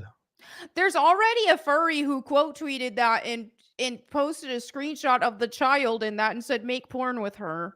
Oh my God! Of course they did. I can't believe that the furry wants to have sex with the kid. Shocking. God, I'm so sorry. They gotta ruin everything, dude. And then some people are mad about the gingers look too white. Apparently, because now it's the woke thing to do to be anti-mixed couples. Weird. And then now, and then some are complaining that the mom looked too young, which is just retarded. She doesn't look any younger than looks the like dad. an anime character. I know, like in anime, they just have that. Wait, those cute I faces. thought we're supposed to have sex with children. I'm so confused. Hold on. So the rule is smash the child, but then also the rule is the wife's too young looking. I know they can't stay consistent. They're really weird with this Russell stuff. Brand is evil, Melanie. He hooked up with a 16-year-old, which is legal. But furries that are mad about it also would love to smash a 9-year-old. Right? It's projection. What the reality is they're jealous. No, no, Melanie. I think I've unearthed what it is. They're mad at Russell Brand hooking up with a 16-year-old because she's too old. Oh, that's it. That's why they're mad. They're like, wait, what? 16? That's at least 7 years too old. What a degenerate. How could he? Matt, Rainbow Knot. We're going to give him some love. Matt with a Rainbow Knot, a gold boy, putting us $60 from Naked Snake, $5.60 from the Ultimate Fat Milk with about 45, 50 minutes left. A little bit of a shorter show tonight because I woke up at 6 a.m., boys. I'm dying. Nick Ricada's like, you want to come on my show after your show? And I'm like, oh, goodness. I'm like, let me get kind of drunk and I'll tell you in an hour. I have 3 White Claws that one of my friends left at my house a month and a half ago. And I'm like, I found them in the back of the fridge. And I'm like, let me just drink these and I'll see if I can come on. Oh my God. Homogeneous countries like European and Asian ones are shrinking in the face of prosperity. Weird that impoverished ones are stagnant or rising. Thank you. Give me a number. 0 through 9. I appreciate you, dude. That's a nice name. I like it. Ricada's alive. Yeah, dude, he was live yesterday. I watched the show. Come on now. I was streaming on Locals the other day. Exclusively on my Locals. By the way, follow me on Locals, you bitches. Like the stream also. And Nick Ricada calls me 5 minutes into my local stream, and then we talk for 45 minutes. Oh, wow. I have 25 people in my local stream, on the paid tier or whatever. Mm-hmm. And they're just watching me and I'm muted because obviously I'm probably just watching you on the phone muted. I'm just like this for 45 minutes just talking. And they're like, this is entertaining content. I was like, yeah. Yeah, they surprisingly probably enjoyed it. You get what you pay for. No, they were literally talking to each other in chat. It was hilarious. Yeah. The whole time. They were, and somebody kept joining. They're like, I just keep joining and laughing so hard every time he's still on the phone. And I'm like, yep, I'm just on the phone this whole time. Hey, some people watch streamers sleep. That's true.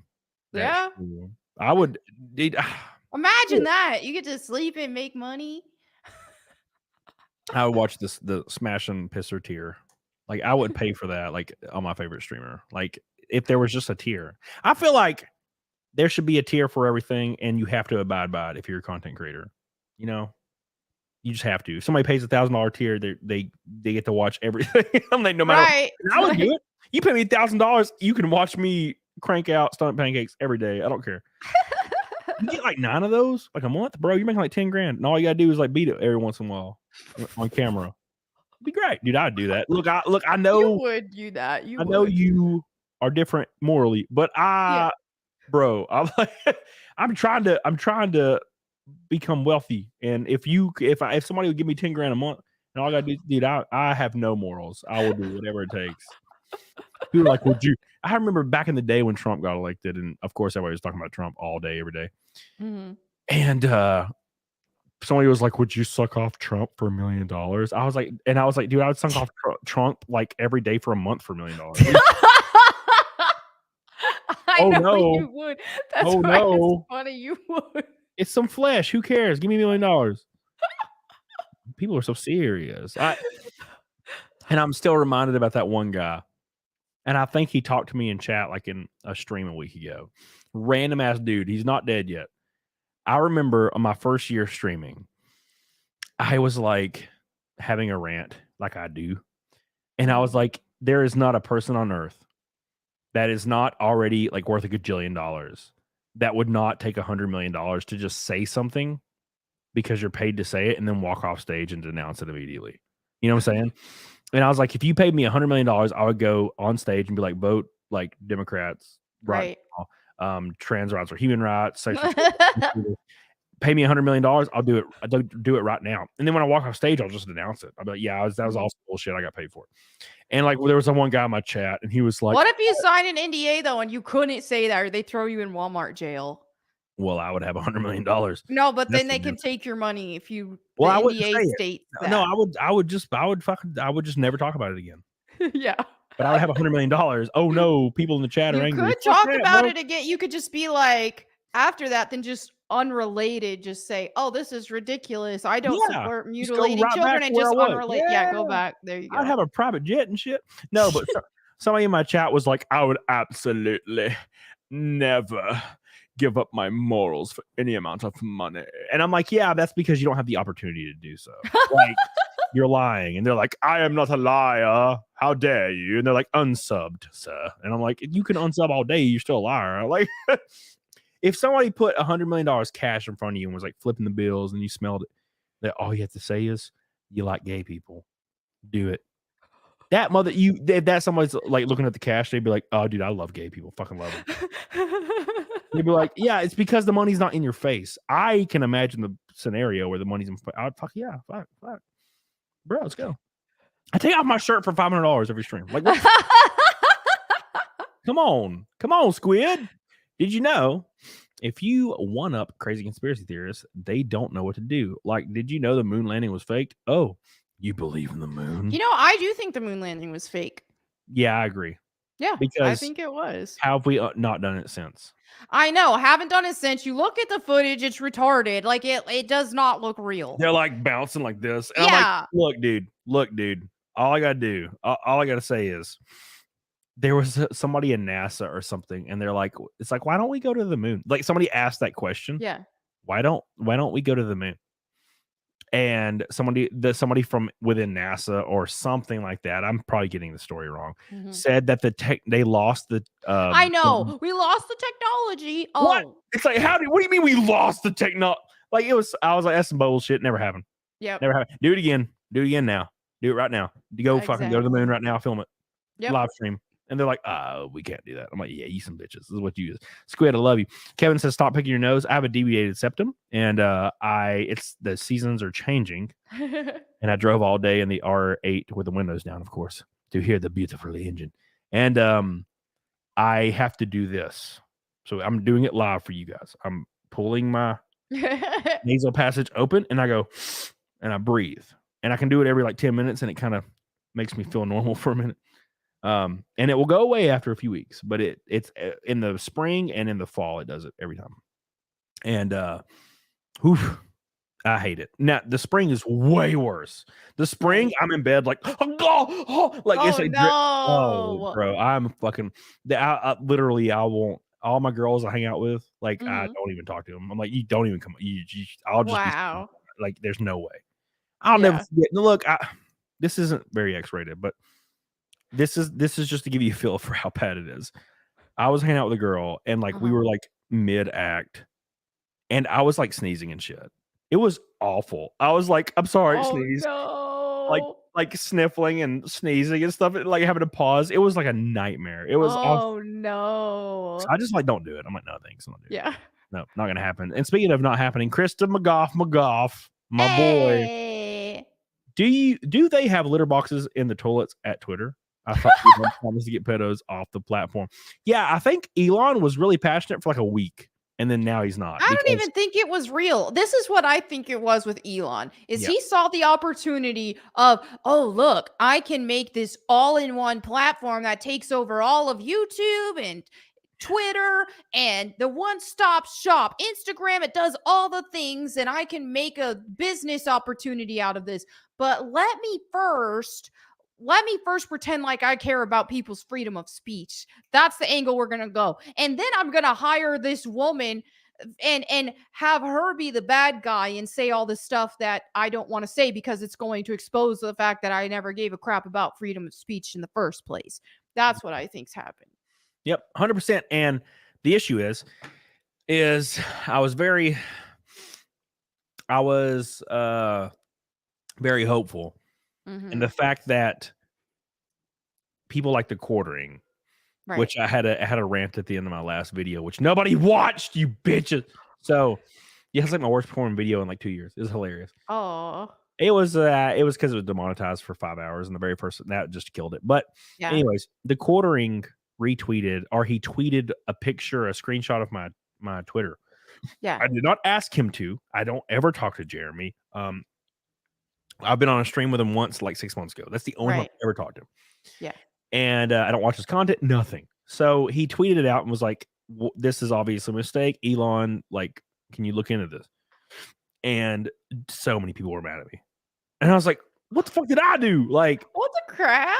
I was like, I went on my community tab and I was like, thanks to Nick Ricada, Zia, Nina Infinity, like all these, like Tug, Yellow Flash, and quartering for, spreading the word. Dude, there was like 20 comments. It's like, I can't believe that you run in groups with the quartering. I'm so disappointed in you. And I'm like, oh my gosh. These guilty by association little bitches. I hate people that do that. It's ridiculous. You're gonna police who we can talk to, follow on Twitter, especially follow. It's just like, it's absurd. I got a lot of backlash for the quartering, being friends with Jeremy and stuff, especially before when I was working with GameStop and I had to be a lot more brand friendly and couldn't say bundle of 6 words and stuff. GameStop. Man, I got so much backlash for that. Like GameStop HQ, them having to call me and say, so we were told you're friends with a white supremacist? And I'm like, he's not a white supremacist. We were told. Like, I know. But they were cool, though. After they called, they were just confused. And then they're like, oh, okay, we'll handle it. They were cool, though. They never gave me any issues. It was just a formality and having to tell them that these morons are lying to them. Yeah. And so, yeah. The funniest part about it is they even have to call you. It's like, well, this. I know. Melanie, this could make us look bad. The funniest thing about everything is the fact that their biggest issue, and this is every corporate company, every politician, every mainstream streamer across the board. They are worried about how they will be looked at, not what they actually believe. That's all they care about. That they do not give a shit. They could literally have 2 like black dudes locked up in their basement, as long as people don't think that they think anything disparaging about black people, then that's totally fine. Like that, right? You know what I'm saying? It's like and I had a big rant about this, and it was called "Words Speak Louder Than Actions." You could quite literally pass a law that imprisoned like black men for walking across the street, as long as you tweet out, my administration is doing everything we can to help like black men in America, #BLM, then it doesn't, no one cares. As long as you tweet it, as long as you say it, actions you gotta just virtue signal. That's what matters. Yeah, it's like that's the whole, it comes full circle back to the whole Bidenomics thing. It's like, we've lowered inflation 2%. Yeah, out of 30, what the fuck are you talking about? Lowered it 2%. Like it's like we're winning. It's like, no, this is me killing 28 people instead of 30 is not winning. I'm still a fucking exactly murderer. Yep. It's awful. I just I'm so tired of all these bitches and all their saggy titties. I'm waiting for this to load because Squid is dropping the damn orange boys on my face. All right. We're so close to Naked Snake. It's insane. I hate guilt by association. Growing up, the church I went to had people that had that elitist attitude. Basically, judged me for what my older brothers did. Oh, watch out. That's awful. Yeah. That kind of Squid, that kind of happened to me. I remember my 4th grade teacher. Her name was Miss Longshore. And she was an evil woman. And I remember I didn't do anything like ever. And she would just like make me stay after class and like yell at me. It was fucking crazy. So she did it because my sister's name's Haley. And she hated my sister. So when I got to 4th grade, she was 2 grades above me, my sister. When I got to 4th grade and my last name was the same, and she asked me, "Is Haley your sister?" Dude, it was on. I'll tell you a quick story. One time, I remember I had heard the word like tampon, like in passing. I was like a freaking 9-year-old. Yeah. And there was like Tampa or something where they were like, she was asking a question about something. And like, it was like something had to do with Tampa or something. And I remember answering, and I just was saying the first thing that came to my mind that sounded similar that I had heard. And I said tampon.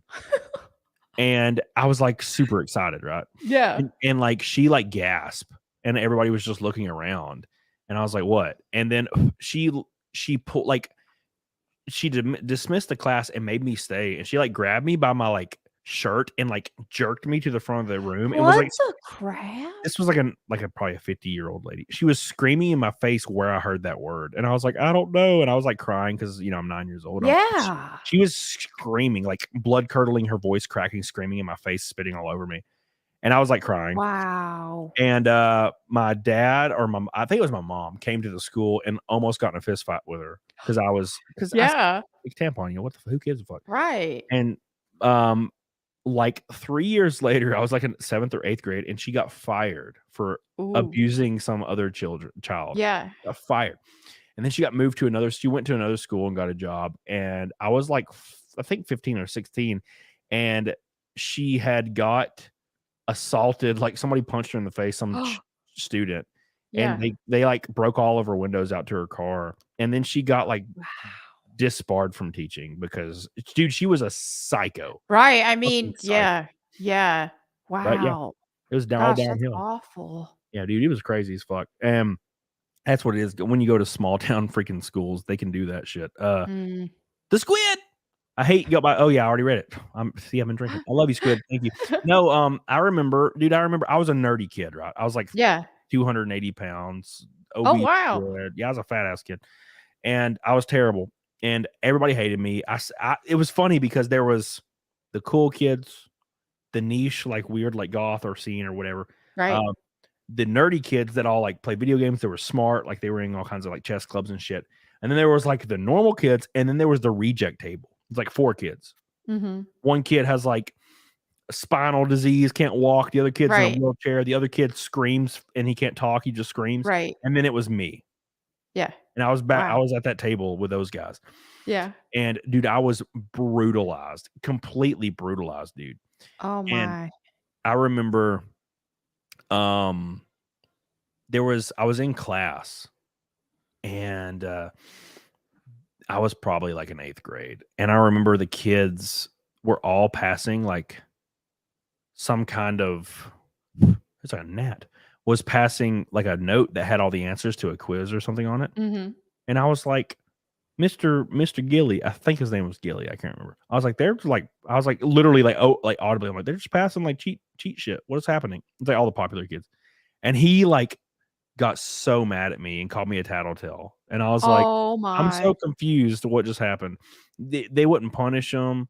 And it was all the kids that were like, their parents were either teachers or worked within the schools. Oh no. It was like who you knew basically. Right. And I was like an outsider. And then I transferred schools at the end of 8th grade, and I went to my new school, and I started playing football, and I was a popular kid immediately. Oh wow! Like so is that when you like lost weight and stuff too from playing football? No, So I was a popular kid, and like everybody called me Jersey, and I don't remember why. I wore a jersey like a lot, like a jersey shirt. They called me Jersey, and Denny. They called me Denny. And I was like hanging out. I was going to like football players' houses and like playing like video games and like watching movies and hanging out with like girls and like with these guys. I wasn't hanging out with the girls. The girls were just there. I was still fat. And I remember being like, this is gay. This is like not any better than being a nerd. I miss like my 4 nerd friends. Yeah. So I never really cared about it. And then I quit school because I hated school, man. I hated it. I was 16, I quit school. And then I lost all that weight. I never was skinny in school. So I quit school and then I lost like 100 pounds. Wow. How'd you do it? Like, were you just calorie counting or did you? No, dude. I was 17. I had just turned 17. I just started working at GameStop. And I stopped drinking soda. I was like, I was having like really bad lower back pain, and I was thinking it was my kidneys or whatever. So I stopped drinking soda, cold turkey. And within 3 months, I was like a scrawny 150-pound kid. Wow. That's what a lot of people don't realize, especially in the South. People love their soda. And it's like just cutting out soda can make a huge difference for a lot of people. Yep. It was wild. And then I got fat again as soon as I got married. I didn't get that fat. I got like 220, 230. And then I started going to the gym and got down to 150. But anyways, school was a nightmare for me. People tell me all the time, man, I wish I could go back and like experience school again. I'm like, that's fucking crazy. I hated it. I hated every second of it. I wanted to die. I was homeschooled, so that's obvious. Different for me. Yeah, it is obvious. It really is. Especially other homeschoolers, we can like detect each other. We always know. Like Carmela, I know she's in our circle. I don't know if you've ever interacted with her. Yeah, I know. Yeah, she's like, you were homeschooled, weren't you? I was like, yeah. She's like, me too. I was like, I could tell. Yeah, I knew. I noticed the same thing, but I just call it autism. A lot of people do confuse it with autism. Yeah. And it's like my brothers and I, we have this saying, we're just like, no, we're not autistic. We were just severely homeschooled. And that's how it was. Because we were homeschooled. We were never up, not even until college. It was like right from the start all the way. Because some people will homeschool their kids and then once they get into high school, then they let them go to regular school. No, we were homeschooled all the way up until college. That sounds great. It was awesome, though. We loved it. It was like we would have like 4 days of school week, only like a couple hours or so that we needed. We were ahead of our grades. We always tested way ahead. And we got to play video games all the time or go out and play football and with each other. It was amazing. Yeah, I got beat by my teachers because we had corporate punishment, whatever they call it. Right. Anyways, I got paddled. My mom and dad. Same. My mom and dad, especially. I know my mom's told a ton of stories about just getting like the teacher would grab them by the hair and like shake them and like beat the crap out of them all the time. She had an awful school experience, and I think that was one of the big reasons why she wanted to homeschool me and my brothers. She just did not want us to have to go through anything like that. Yep, that's probably a good idea. I remember, dude, I would get taken out in the corporal punishment. Thank you. I would get taken out in the hallway and just get paddled, like for like laughing or something. It'd be crazy. So I got paddled probably 100 times when I was in like the first 10 grades of school. We had one teacher. His name was Coach Ball. And he held the home run record at LSU. And so you know how that was going to go when you got paddled. He's going to rip your ass off. And he would paddle you if you missed 2 questions on a test. Oh, so my goodness. So people were getting paddled. 3 to 4 people would get paddled almost every week. Wow. But I only got paddled once by him. I studied like a motherfucker. When I got paddled by him, I remember it was like an outer body experience. Like he hit me so hard. I remember seeing myself screaming. It was the craziest shit. Fucking crazy. Oh goodness. Yeah. Wow. Thank you, K Swiss, by the way. I love you, dude. Monkey Man says, tell you to stop recommending me VTubers. I blame you. Dude, I'm sorry, man. I'm sorry. Those fucking trash. Yeah, you got a lot of haters over a VTuber thing too, I remember. Yeah, stupid times, man. I regret a lot. I regret not knowing the VTuber culture because I really liked Pippa. I thought she was great. I thought she was really smart, really talented. And then I posted a fucking picture and said, "Oh, look, it's not Pippa hanging out with me." And it was a joke, but apparently that's like a fucking no-go. You don't joke about that kind of stuff and I was like, I had no idea, and there was no way out. There was no way to fix it. Oh, It was over. no. It's fucking over. So, Wow. and then I went full out and just like joked even more and was like, "Fuck it, it's over. There's nothing I can do. Yeah. I'm just gonna make more jokes. Fuck it." There you go. But I wish Pippa only success forever because she is great, even though she Aw. hates me, I'm sure, but she's great. Speaking of being great, Christoph McGough with a $20 Norwegian Krogan says, as long as you don't say that red chat heals the beaties, use your Bible channel money on whatever you want. The beaties? Wait. Diabetes. Oh, okay. Yeah. Okay. I was about to Yeah. say, he ain't talking about beaties, is he? Ain't talking about. I had a question to ask you. Because like I said, and when we're on stream, it's easier and it doesn't sound as condescending. By the way, like the show, we're 30 away from the goal of 500. Oh, let's go, guys. Stop being bitches. Florida Farmer says, when I was a kid in school, my teacher persecuted me for my religion relentlessly in front of everyone and would take my Bible from me. That's insane. Oh, no. That's weird, dude. When I was in school, they would have put you up in front of everybody and freaking cheered you on for preacher. And thank you or for reading a Bible, Florida Farmer. Although my school, absolutely no way, shape, or form had any religion involved at all. And it's like a southern redneck ass rural school. Wow. There still was it was like they did not even speak of it. But if you did, like, I mean, all the teachers were religious because it was the 90s and in Alabama, rural Alabama, and they're all Scott B. I think people our age want to help out of stress. Yeah. So I'm stressed out 100% of the time. So thank you, Scott B. There's no way out, bro. There's no way out. And real quick, Mudbug with $100 Rumble rant. Let's give him some love. Oh my God. This guy's a maniac. I appreciate you, Mudbug. Says, I have not heard you say this, so I will. 100% of Rumble rants go to the creator until the end of the... What? I sneeze. Bless you. He said 100% of Rumble rants go to the creator until the end of the year. Holy shit. Oh. That's pretty cool. Thank you, Mudbug. Appreciate you. I appreciate you. If only when I did payouts in Rumble, it wasn't completely random. You may get it in 2 months. Fuck it. Thank you, Mudbug. I really appreciate that, dude. That gets us 370 until 5 mil. 370 with about 30 minutes left. Thank you so much. So, I have a question. So you said you were reading Leviticus earlier. Yep. What Leviticus chastises tattoos. So how do you go about that, being somebody that has fucking awesome tattoos, by the way? I love Thank you. They're beautiful. I'm glad you asked, because a lot of people. Oh, go ahead. Sorry. I was gonna like sample a little bit more.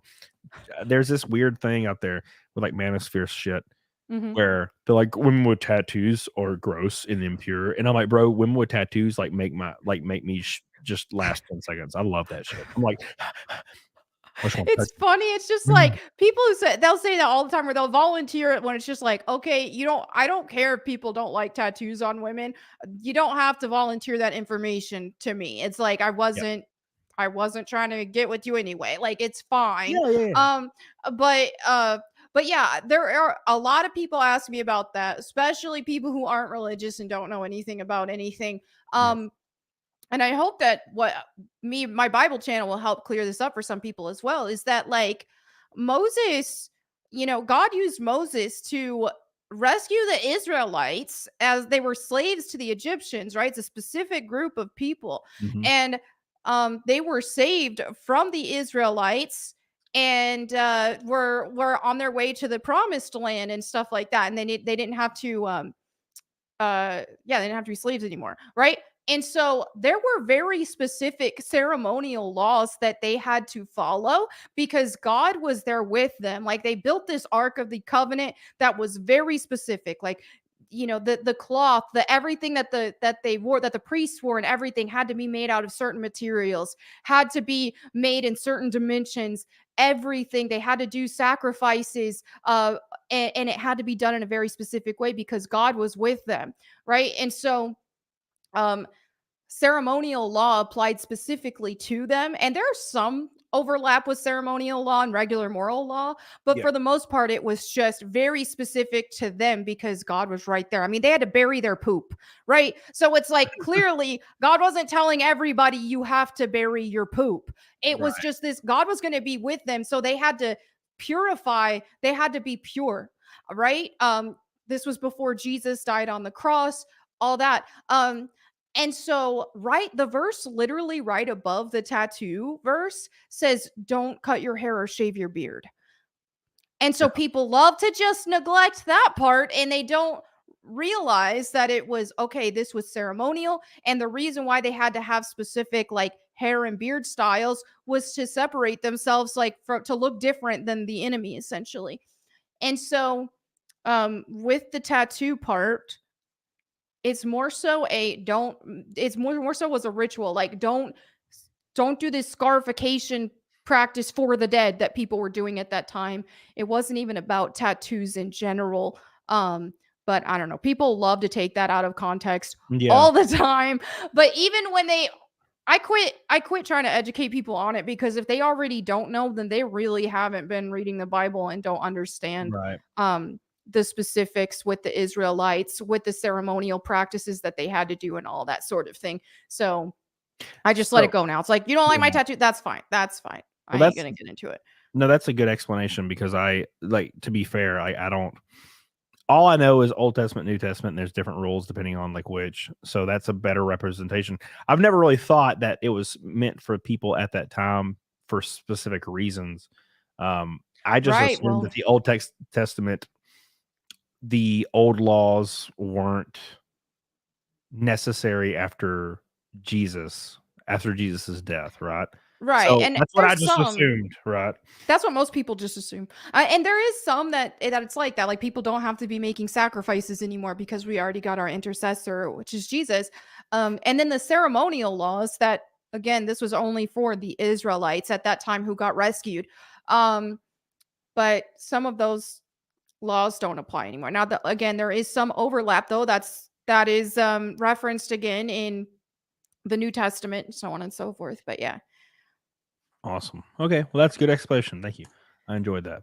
Because like I said, I've always heard the thing, but I never whenever every day. Yeah, day.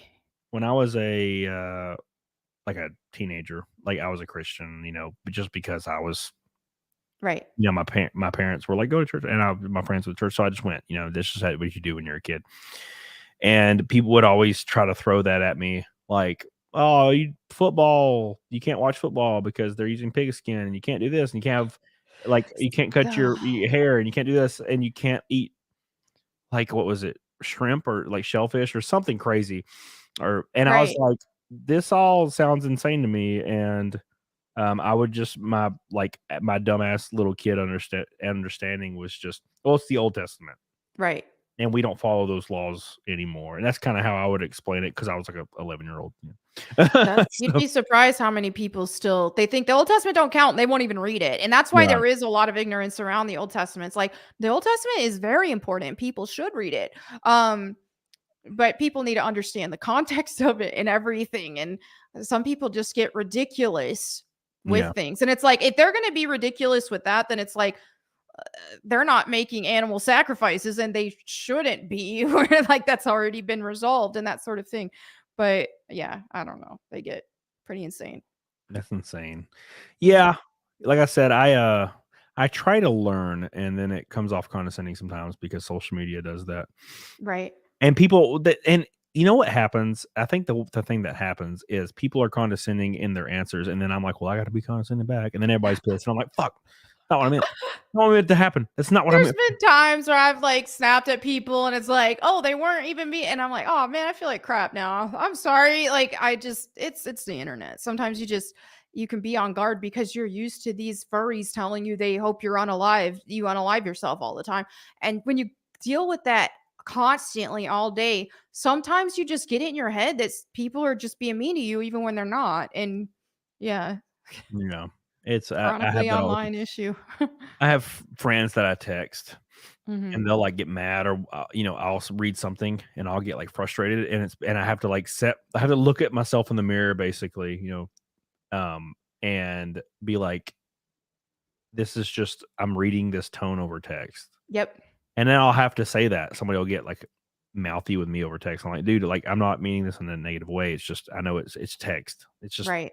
It's the tone over text. I'm not trying to be an ass right now. Squid says, been a while since I've read the stuff, but I'm pretty sure you're not supposed to mark your body for the dead. I don't remember it saying marking your body in general was bad. Right. And it does say, yeah. And so even in the context of the Israelites, it doesn't say, oh, you can't have pretty decorative tattoos. It says don't mark your body don't mark your body for the dead, which was a pagan, like Canaanite practice that they were doing. So it was just like you weren't supposed to be doing those sort of things. Right.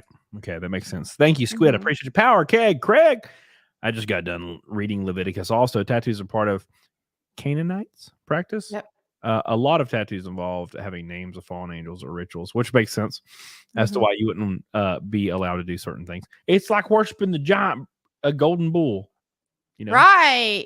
Yeah. I mean, if I had tattoos that were like Baphomet and stuff like that, well, then yeah, that's valid for other Christians to be like, oh, that's wrong. It may be badass, but it's against my religion. But it's just like that would be that I would feel convicted and I would feel wrong about something like that. But me having Lara Croft and some cute animals and flowers, yeah, no, I don't feel there's any justification to say that is against the Bible. I don't see anything that backs that up.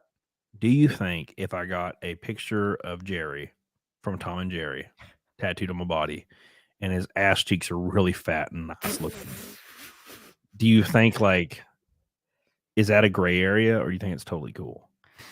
I think honestly, where you're you can do whatever you want. You don't claim to be a Christian or anything like that. So I'm saying from your perspective, if I get like a Jerry right here, I think it would be ugly. No, it's adorable. Here, I'll pull up the picture. Look, this is what it is. Okay. Here, I can never find it until I find it, and I'm like, oh my god, I found it. It's been like a year since I've seen this picture. It's literally just Jerry from Tom and Jerry, and he's got a fat ass, and it's so hilarious. And I put a super chat goal up on a stream like a year ago, and we hit it, and I was like, well, fuck, I gotta get thick Jerry. And then like my tattoo artist had a stroke. And I was like, no. Oops. Like, and then I just haven't rescheduled it because I'm a bad person. But I'm going to find it. I'm going to show it to you. And I want you to tell me if like this doesn't feel right, like from a religious standpoint, because it's cute. He just has a thick ass. Like, are you telling me that thick asses? So if you're a woman, which you are, right. But let's assume you're a woman and you have a thick ass. Like it's just like the fattest turd cutters you've ever seen in your life. Are you not allowed to have those turd cutters? Are you a bad person? Oh, right. I mean, that's the thing is I don't like to see women get demonized for stuff like as for things like that. Oh my gosh. See, it's adorable. He got a little cherry. His ass cheeks are so fat. I can't believe it. It's so fat. Are you actually going to get that? Oh yeah, tattooed on you? I'm so excited. Yeah, I've been meaning to do it for a long time, but yeah, thick ass Jerry, fat ass cheeks. Man, I love asses. I love fat ass. I can't help it. Like it's like ingrained in me. It's like biological or something. I see a girl walk by in those freaking gym shorts or gym pants that are just should be illegal. Let's be fair. They probably are illegal in some countries. That makes their ass look like 2 watermelons. Yeah. And I see it go by, and I'm like, oh, and like, oh god, dude. Oof. I'm like, oh Jesus, like I would do anything. That's I would do anything funny. to just hear you fart through a walkie-talkie or anything. God, yeah. But anyways, we got about 10-15 minutes left. We did hit Naked Snake, and we hit the goal. Let me extend the light goal just a little bit. Actually, let me put my locals in there. That's a little bit better. All right, locals, and I'm gonna pee, and then I need you to give everybody an elevator pitch. Yeah, I drank a claw, and all right, I'll talk to chat. Wait, good. Don't do it yet. Do it after I leave. So okay. Do it after I leave. I do want to thank Marianne Holtzman for this delicious ass rebel. We got a little bit of time left. I'm not saying goodbye or anything. I'm just thanking people for being totally cute. Marianne Holtzman with the 2 red boys in a row right when we started the stream. Literally right at the beginning. Insane. Amazing. The Andrew with the pink boy. I appreciate you. Renee Villarreal, of course, with the pink boy as well. And Christoph McGough, I appreciate you, dude. So, Melanie, tell everybody where they can follow you while I take a All right, I will do that. Hi, guys. So, you all can follow me on YouTube. I have it's my main channel now. It's Melanie Mac Go Boom. That's where I talk about a lot of like nerd culture stuff that's going on. Today's video, what was today's video about? Today's video was about the Snow White Disney budget and how it's insane and how Rachel Zegler is insufferable. So I talk about stuff like that on that channel. And then I have my Bible channel called Bible Time with Melanie Mac. And that is where I just every day, I'm uploading every day where I read 5 chapters of the Bible. I'm like, my goal is to complete the Bible within 7-8 months. So we're on track. So that's been wonderful. Whether you're a Christian or not, would love to see you there. Would love to read the Bible to you.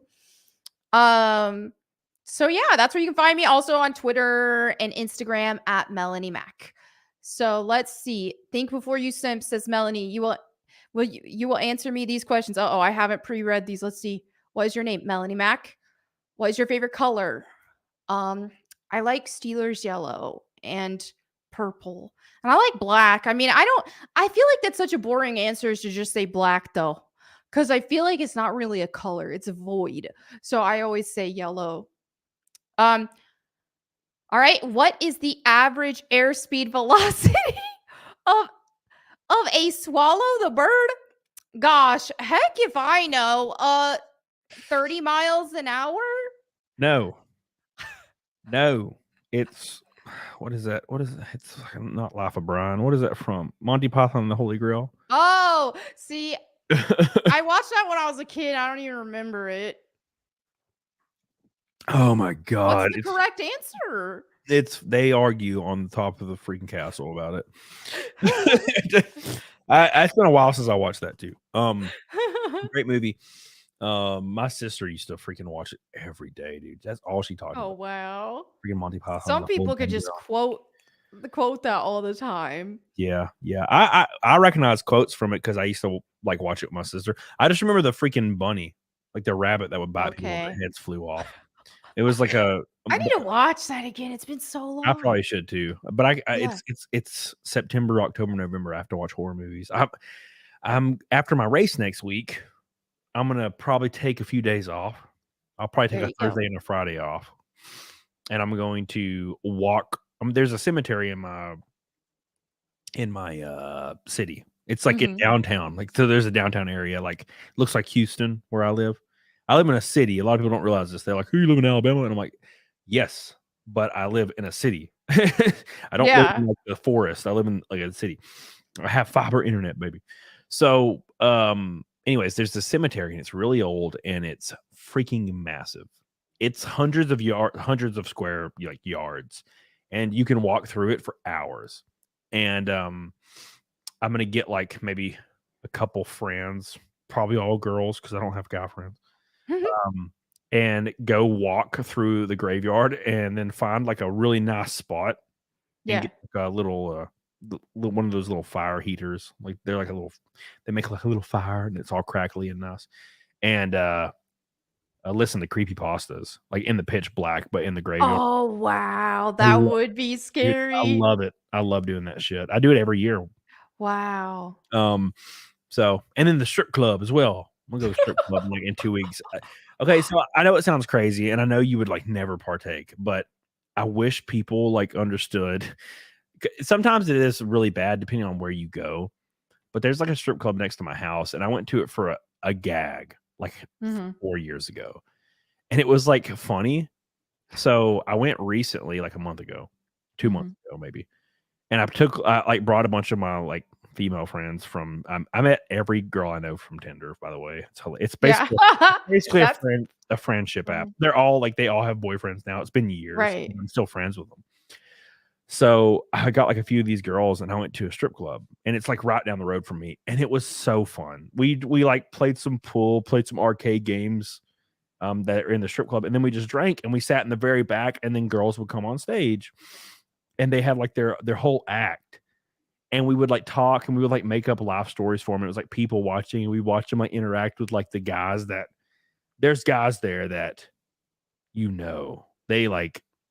they don't have any interaction with women, and they are like completely lost in this shit. Oh no. They're like going up to the thing and throwing like money at them, and they're just like completely entranced. Wow. And it's fun to watch. It's kind of fun to like, it's like people watching. Right. And like there was this one girl walked up, and I was like 5 like White Claws deep. And then a girl walks up, and the funny thing is a lot of the girls at the strip club next to me are really attractive, which is really strange. Usually they're always bad. Yeah. Unless you're in Vegas. And one of the girls that's with me, which is like the most attractive one in the entire group, is like, hey, give me like 50 ones. Cause I got like 200 ones just for fun. Like, and I don't partake. I just like to enjoy it, the atmosphere. So anyways, I gave her 50 ones, and she went and threw it at the girl, and the girl like put her boobs in her face and motorboated her. It was hilarious. And she was laughing. Everybody's laughing. It's like a fun event. It's just very silly. And I tell my friends to go, I'm like, hey, like one of my guy friends that go to the gym, hey, you and your girlfriend should go to the strip club with us. It's a really fun time. And they're like, we don't do that kind of thing. And I'm like, I don't think you understand what I'm saying. Like, it's not like Grand Theft Auto. It's not like at all. It is a silly thing. It's like going to see the Rocky Horror Picture Show. Like that's what it's. I've seen it tons of times. Rocky Horror. Yeah. That's what it's like to me. And but she did that, and then another girl was like, hey, give me 50 ones. And I give it to her, and she goes and throws ones at this other lady. And this like blonde lady comes that she threw ones at, and she comes over to the table, and there's like 3 girls and then me. Mm-hmm. And one of the girls were like kind of like a mutual friend, but 2 of them were girls that came with me. And we were like sitting at the table, and this girl with like most ridiculous accent was like, is this y'all man? And they're like laughing, and they're like, no, we're just all hanging out. And she's like, you want me to come home with y'all? And like, oh wow, I was laughing, and I'm like, no, thank you. And I was like, this is hilarious, and it's just fun. It's just very silly. And they're like, all the strippers come over, and they're like, my name's Candy, and they're like talking, and it's so silly. It's just fun. And like, I wish people understood how funny it is. I went to one in Nashville though recently, and it was freaking atrocious. It was so corporate-y. It felt like I was going to Walmart. Wow. Yeah, like none of the girls like talked, and it was, I don't know, it was just very silly. It wasn't fun at all. It felt creepy. Yeah. Like, oh wow. There was like dark corners, and there was just girls with like stone face, like stoic straight faces, like dancing on guys in the corner in the dark. And I was like, this is weird, man. Wow. I like it when it's more of like a goofy, like lighthearted environment, and it's silly. But yeah, whatever. Anyways, that was my story. So real quick, thank you TMF Squid on locals for the $10 dono. Says, if Lizzo is gorgeous, those I can't read that shit, you almost got me. Does that those retard bundle of sticks, does that mean people like Audrey Plaza have the unattainable god level of beauty? I don't really think Audrey Plaza's attractive. She has a Greek look. I think her personality plays a huge role into it. Yes, I agree. Because that makes her just like gorgeous. Because like she's just cool. If, for example, if I feel like she's somebody. If her characters and how she interacts on TV and in interviews, if that's how she is in real life, she'd probably be cool to like hang out with in silence. Like so, right? Something that's very important that people don't realize, especially when they're. Maybe they've never been in a relationship, or they've never had a girlfriend or boyfriend, or vice versa, or they very seldomly do. Right. Most important thing about a relationship, it has nothing to do with like sex. It has nothing to do with like all these other factors. The most important thing about a relationship that's like long lasting and long term is being able to sit with the person in silence and be comfortable. Yeah. Otherwise, and there's girls I've known like that. And there's girls that I've hung out with that have okay personalities, and they're gorgeous from head to toe. But I hate being around. I was like, I just want them to leave. Like, I can't. If I have this like thought in my mind, like I can't wait till she leaves, bro. Like it's there's no way, right? Good. So a good example is my old roommate, Tiny. She was this girl that used to live with me for years. And I could sit with her and say nothing for hours. Yeah. And it was just peaceful. Yeah. And that way, I feel like that's a very, very, very, very important key facet of a good relationship. There's a I lot agree. of things, you know, but that being just comfortable doing nothing is very important. I completely agree, because it's just like when you feel like somebody has to be entertained constantly, that's uncomfortable. Or it's like, hey, can you just hang out? You know, even if you're just where you're together, but you're doing your own thing, but you're still together. That is always great. Where it's like, okay, so I might be on my phone on social media or watching a show. And if he's on his phone or doing something different, but you're still hanging out together, you're not having to always entertain each other. That's ideal, where you can just still enjoy each other's company. Where you could like literally not, you could like binge watch a show for 10 hours and not and then you go to bed and then you just like, it's like comfortable. It's very comfortable. And there's girls and they're like, I met a girl once and she's probably the most attractive girl I've ever like met in the wild. Yeah. She had like deep crimson, like dark red hair. And it was the texture of her hair was like ethereal. It was so thick and soft, and her natural scent like spoke to my soul. Like she could lean up against me and I'd smell her. And you know how everybody has a natural scent. Yeah. Like most people do. And it like made all my biology just be like reproduce immediately right now. But dude, I could not sit alone with her for more than like an hour without looking at my watch. Like, I can't wait to fucking leave. Oh no. And she wasn't bad or anything. It was just her personality did not fucking jive. There's like an energy, there's a presence. I think there's actually like an energetic or spiritual, if you will, chemistry that you can't explain it. And this is why I think dating apps are kind of retarded, because you're not going to just know just off of pictures. Like you still need an attraction to them, but you're not going to know any of that chemistry or connection off of a dating app. You got to be around people in person. There's some people you just click so well with and you can't even explain it. Even if you don't have a lot in common, it's just crazy. You just have this magnetic energy connection that you just can't even explain. Yeah. So I like laugh at myself because you're like, you will never know from dating apps. And I'm like, but what if you just have sex with every girl on dating like for years like I did? Like, then you find some really great ones. Actually, you know what's funny? Coincidentally enough, so I got my R8 in today. And a girl from 2018 that I used to hook up with, she has like 2 Audis, and Audis are her favorite car. And I remember from back in the day, the R8 is her dream car. Like she's always wanted like a super car, like an R8. She's in love with them. And I told her like a month ago that I bought one. And she's like, holy shit, bro. And I don't ever talk to this girl, you know? But I just remember this. And I went over to her house today, right when I got my R8. I drove to her house and she was like gushing. And I saw her dad for the first time in like a year. And he's just I love her dad. He's so great. He's so chill.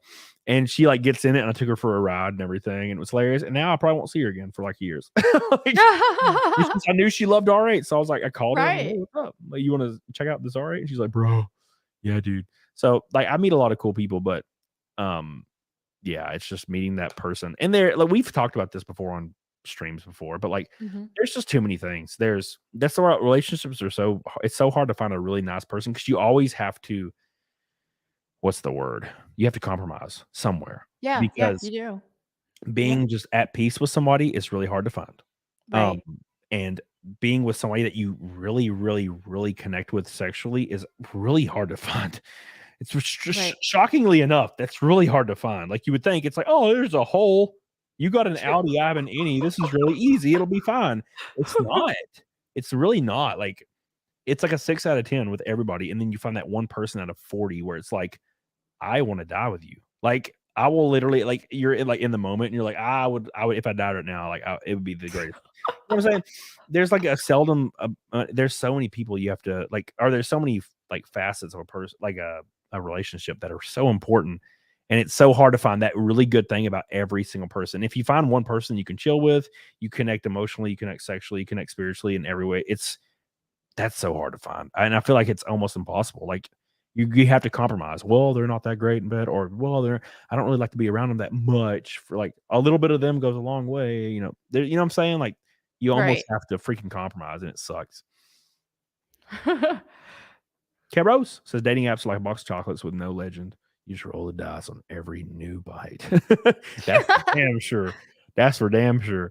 Yeah, you'll meet a girl that's like great in every single like category. And you're like, oh, she's great. And then she like texts you the next day and she's like, I came to your house yesterday and I saw your car and there was another car there. Who was that? And I'm like, oh wow. Here we go. I've had wow. that shit happen before. I'm like, bro, we met yesterday. What is wrong with you? What are you doing? Thank you, Karis. I love you. By the way, let's give Karis some cheers for his orange boy. We got close today. We got 320 from Fight Milk for a second stream in a row. We did double Fight Milk last stream, which was just too much. I almost threw up everywhere. But wow. We got to the naked snake. Melanie escapes. She escaped this time without having to do it. Thank God. Thank God. No diet Dr. Pepper and eggs today. Diet? Oh, God. Yeah, I don't do carbs. So it's like, that's the thing is I know soda is not good for. It's like, dude, I gotta have something. You know what I mean? It's like I stay strict with my carnivore and all that. Yeah. I will partake in diet sodas sometimes for a treat. I gotta have something. Yeah, I don't drink soda, but if I do drink like a whiskey and Coke, I'll drink a whiskey and like a Coke Zero. Right. Usually what I do. So Dr. Pepper though, I haven't tasted Dr. Pepper since I was like 15, and I wonder. I feel like they have a weird like spicy taste from what I remember. It does. It's one of the best. I would say it's in the S tier of sodas. Yeah. I kind of want to try a sip of one. I tried a sip of a Coke alone. People always like, bro, you drink Jack and Cokes, you do drink soda. And I'm like, yeah, I do drink Jack and Cokes every once in a while. But that's not the same thing as just drinking a soda alone. Right. It's got whiskey in it, bro. It's way different. But I tried a drink of a soda, I think in like 2020. Like it was just a Coke. Somebody left a Coke in my fridge unopened and I popped it. And my roommate, the girl that I said that was cool to be around. She was like, just try a sip, bro. And I hadn't had one since 2006. Wow. And I tried to drink a soda and I remember like drinking it and I was like, let it sit for a second. And I was like, yeah, I understand now why I was obsessed with this and was fat as fuck. Because that tastes like, like pure heaven. Fucking unbelievable. All right, boys, it's time for the 218th naked snake in a row, or 19th. You guys can correct me. I appreciate you guys so much. Melody's going to be here watching me do this. It's going to be hilarious. It's going to be so good. Hope she enjoys it. It's going to be very awkward. I'm so excited. And then we are going to raid the Ginger Cast, which is my buddy, Major League Ginger. He is live on my clip channel streaming. So give him some love. We'll raid him here in a bit. I'm sure he's talking about something super not gay. Let's see what his subject matter is real quick. If he even has it on there. Where's it at? Somalia arrested. That's all it says. Somalia arrested. Okay, so there was a Somali guy arrested. Enjoy. Oh, okay. And he's in Walmart jail. He's in Walmart jail. Rest in peace. It's like straight to jail. Go to the cell. It's right beside Fabrics. You'll find it. Don't worry. Yeah. All right, boys. Appreciate you guys so much for the 218th naked steak in a row. We will be live tomorrow with Zia and I believe Nick Ricada. He said yes 2 days ago, but I got to ask him again tomorrow. I always like to ask again. But I'll be live. Zia with the Camel Thoughts. Saturday night Camel Thoughts with Zia will be tomorrow, and it should be with Nick Ricada.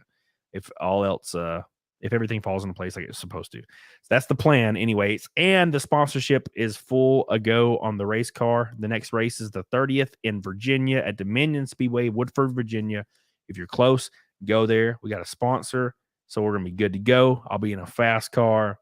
Might be able to do some damage. So get the hell on it, duck on. Here we go. It's 218 times in a row. Oh my God. Oh my God. What's up, Malty? How you doing? This is dedicated to old Mud on Rumble and Marion Halsman. Insane support. Thank you, Marion. The only red boy on YouTube today, going hard at the very beginning. I appreciate you. This is sponsored Baldo. Basically, it basically is. All right, popping this off. Here we go.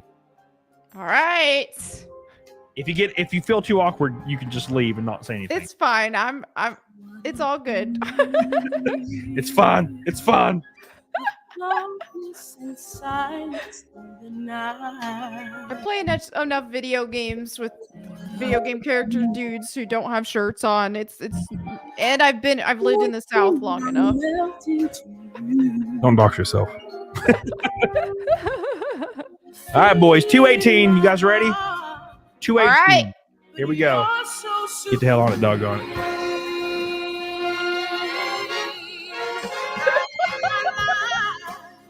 Oh, yeah. I see the blue boys. You ready? Here we go. We're going to sing it today.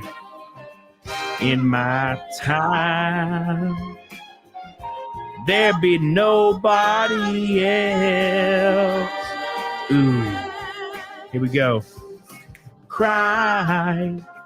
It's the way I fly to you. Monkey Man. I'm still in a dream. Snake eater. Alan Jones, you guys ready? Here we go.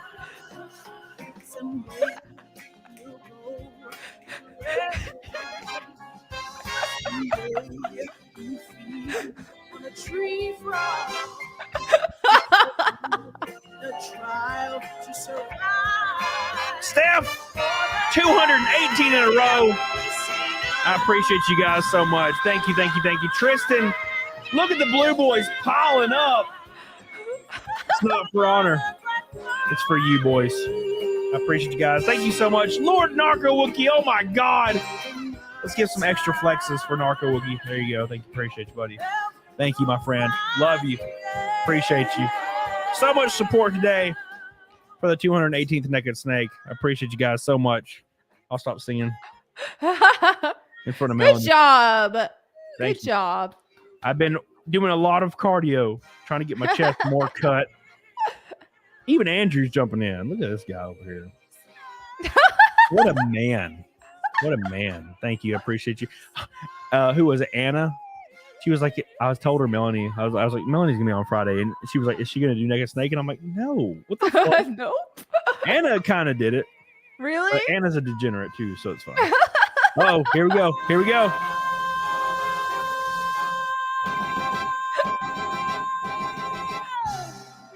Hell yeah. We did it, boys. Get on it, doggone it. Good job. We'll be live tomorrow with Zia and Nick Ricada, tentatively. And then Sunday, a new video. Yay. And hopefully people will watch it. Hooray.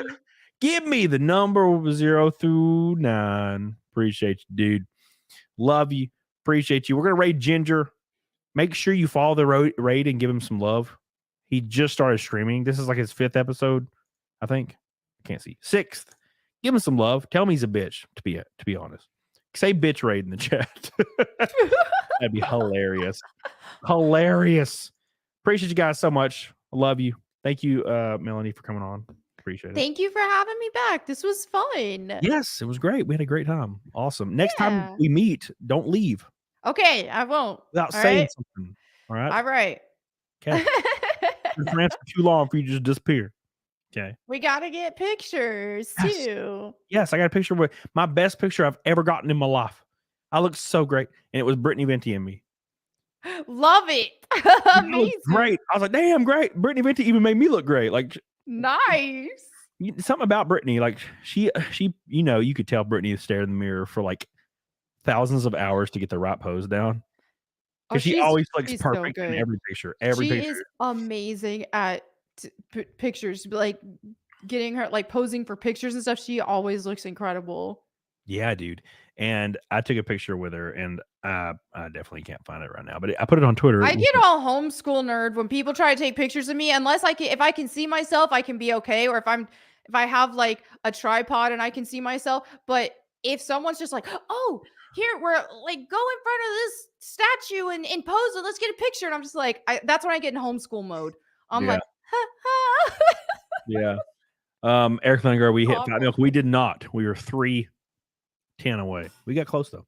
But at any rate, so what was I talking about? Oh yeah, Brittany. It's on Twitter. I think I don't know. You actually can't see it. It's not on. I'm bad. Oh, because you're. But I look great. I look real cut, nice. Look real nice. And it's half the pictures I look like a goblin, but that picture I look great, man. That picture I look great. Anyways, get the hell on it, doggone it. We love you. Appreciate you, Eric Linegar. I love you, man. I know you do a lot for me. I appreciate you showing up, my friend. We're gonna raid Ginger right now. All right. We'll see Ginger right now. You guys ready for some Ginger love? We're doing it. Make sure you call me bitch. That's the number one rule. He is my editor. Well, he's one of them out of a lot. But make sure you call me bitch. He's my editor. That's trying to stream. Eric, sorry I was late, bro. You're never late, baby. Love you, Eric. You're goated. I'll see you guys tomorrow. Get the hell on it, doggone it. Bye.